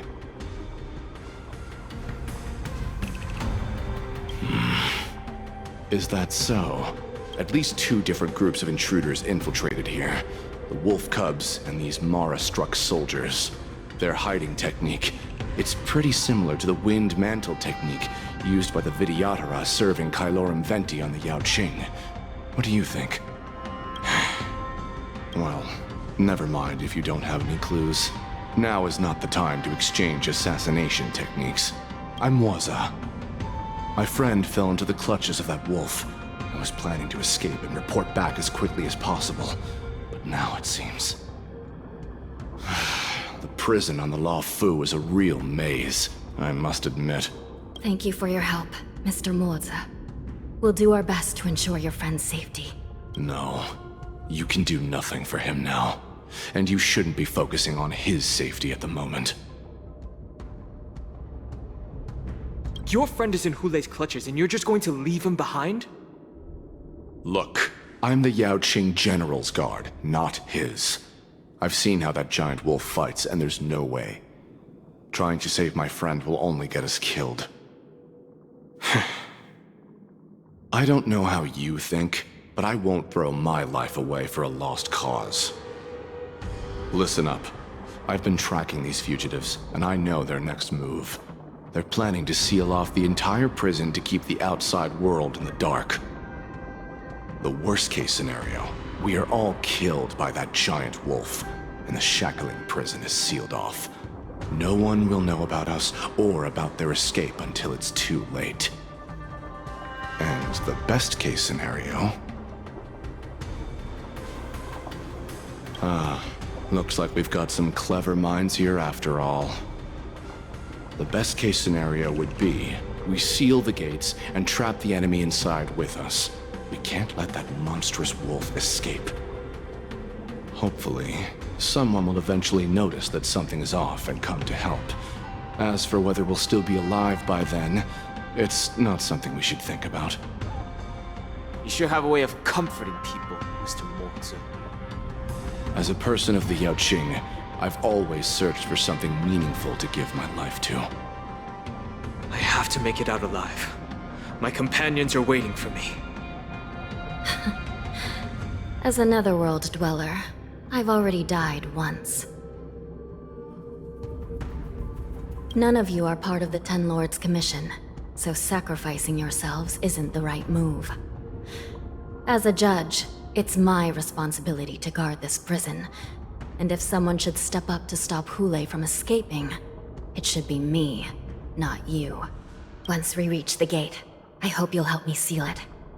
After that, I'll do everything I can to fight the Borisin, and you find a safe place to hide and wait for reinforcements. Now, let's proceed upward.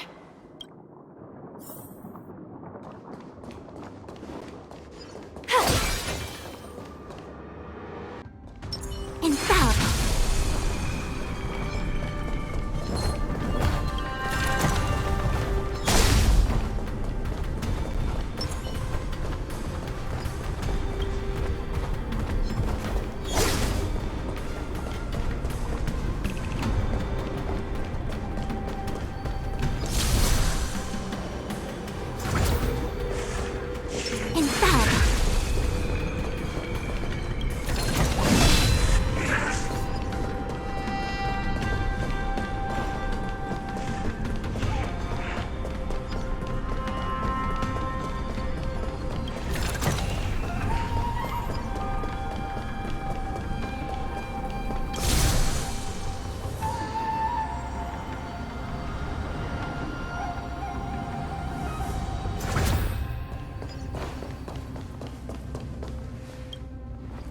We must seal the entrance before the Borisin fugitives get out.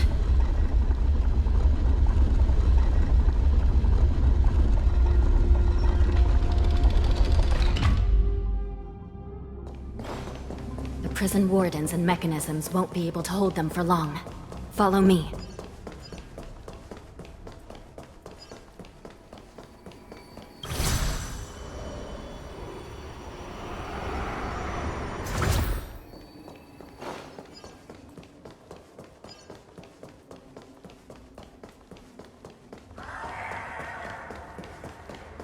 We're almost there.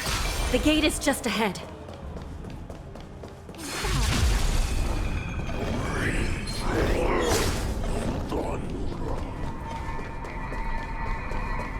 Sound lingers. I will hold them back. Don't let Hule escape.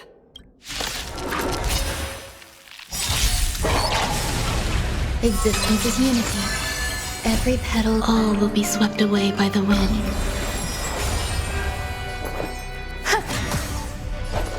Nice job! Can I have time for a buzz? This is double speed. Time to show you Azure Dragon, White Tiger, less cards, what's this? I see through.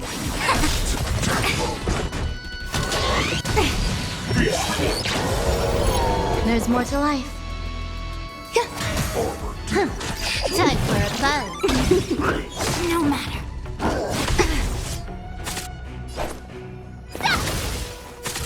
Awesome! Now what's this? A quick divination. All things human creations.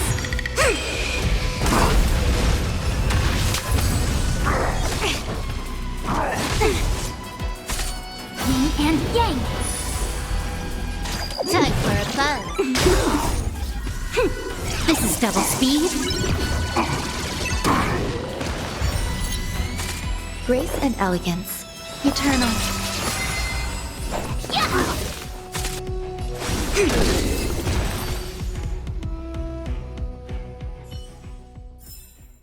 Life. A true marvel.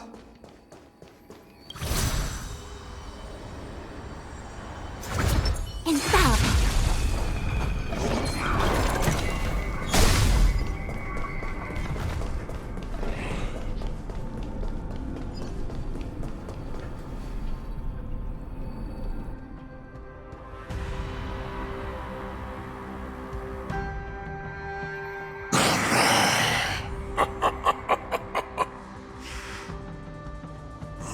This brings back such familiar memories.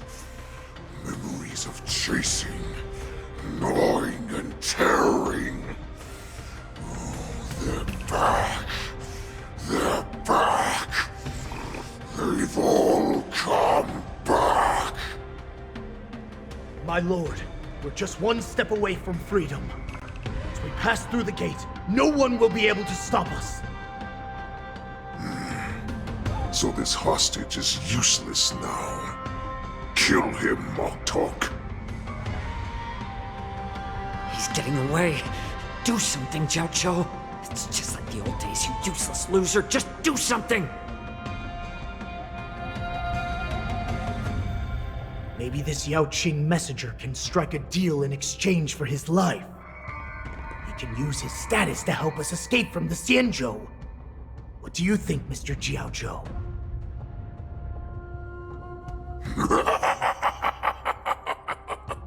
Oh, just look at you. Fallen so low during my absence. You're even negotiating with livestock. As far as I recall, no one from the Yao Qing would ever consider a deal with Duran's offspring. I've got to make this beast stay here, whether it's for the sake of Fei Xiao or the Yao Qing. Deal. I certainly have more value alive. My identity, my knowledge of the Xianzhou, and my understanding of many things that your minions have no knowledge of. They'll all be valuable. Lowly beast. Muster up that pitiful tongue of yours and plead for what remains of your life. Speak up. I'm afraid you're unaware. The woman who defeated you, Jingle, she has recently returned to the Luofu. Your opportunity for revenge is right in front of you. My lord, this slave is talking nonsense. I've never heard anything about this. May I just kill him now? Silence, Moktok. And you, slave. From now on, you'll stay by my side. You'll only speak and move when I allow you to. Otherwise, I'll dismember you from head to tail, inch by inch. Got it? But my lord... We must stay here for some time, Moktok. Fear not. Because once I step out of the prison, it's the people of the Xianzhou who should tremble in fear. I'll show them what true calamity means. Now, Duran's whelps, follow me!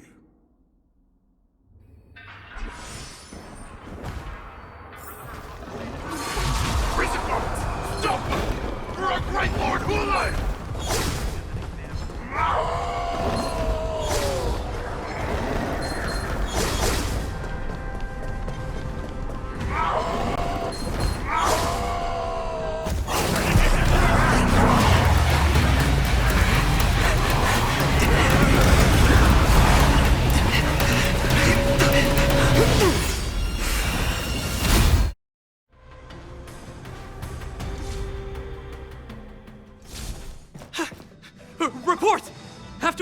contact with the shackling prison. We received a message from a Psycrane. The prisoners have revolted, and the criminal Hule is nowhere to be found! What about the Yaoqing messengers? And the Nameless? No news at the moment. We're trying to restore contact with the shackling prison as soon as possible. I see. You're dismissed.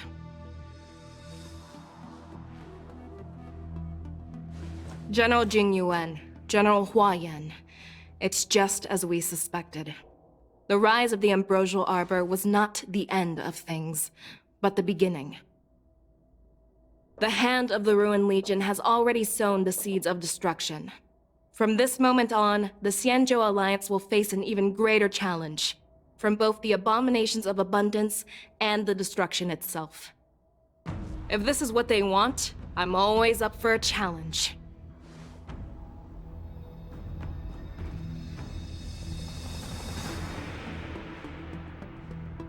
As the Marshal's special envoy, I'll dispatch the Luofu Cloud Knights to pursue Hule myself. Looks like the hidden dregs have finally come to the surface. And as I said before, it's time to wash them away, once and for all.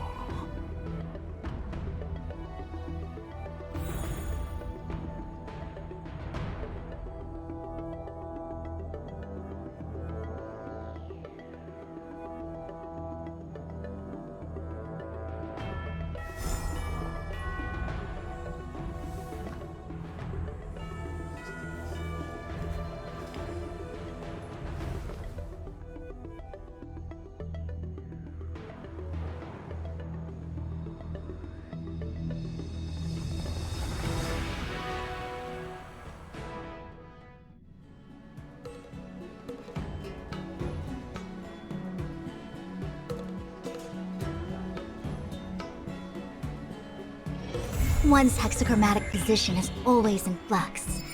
Planning is paramount.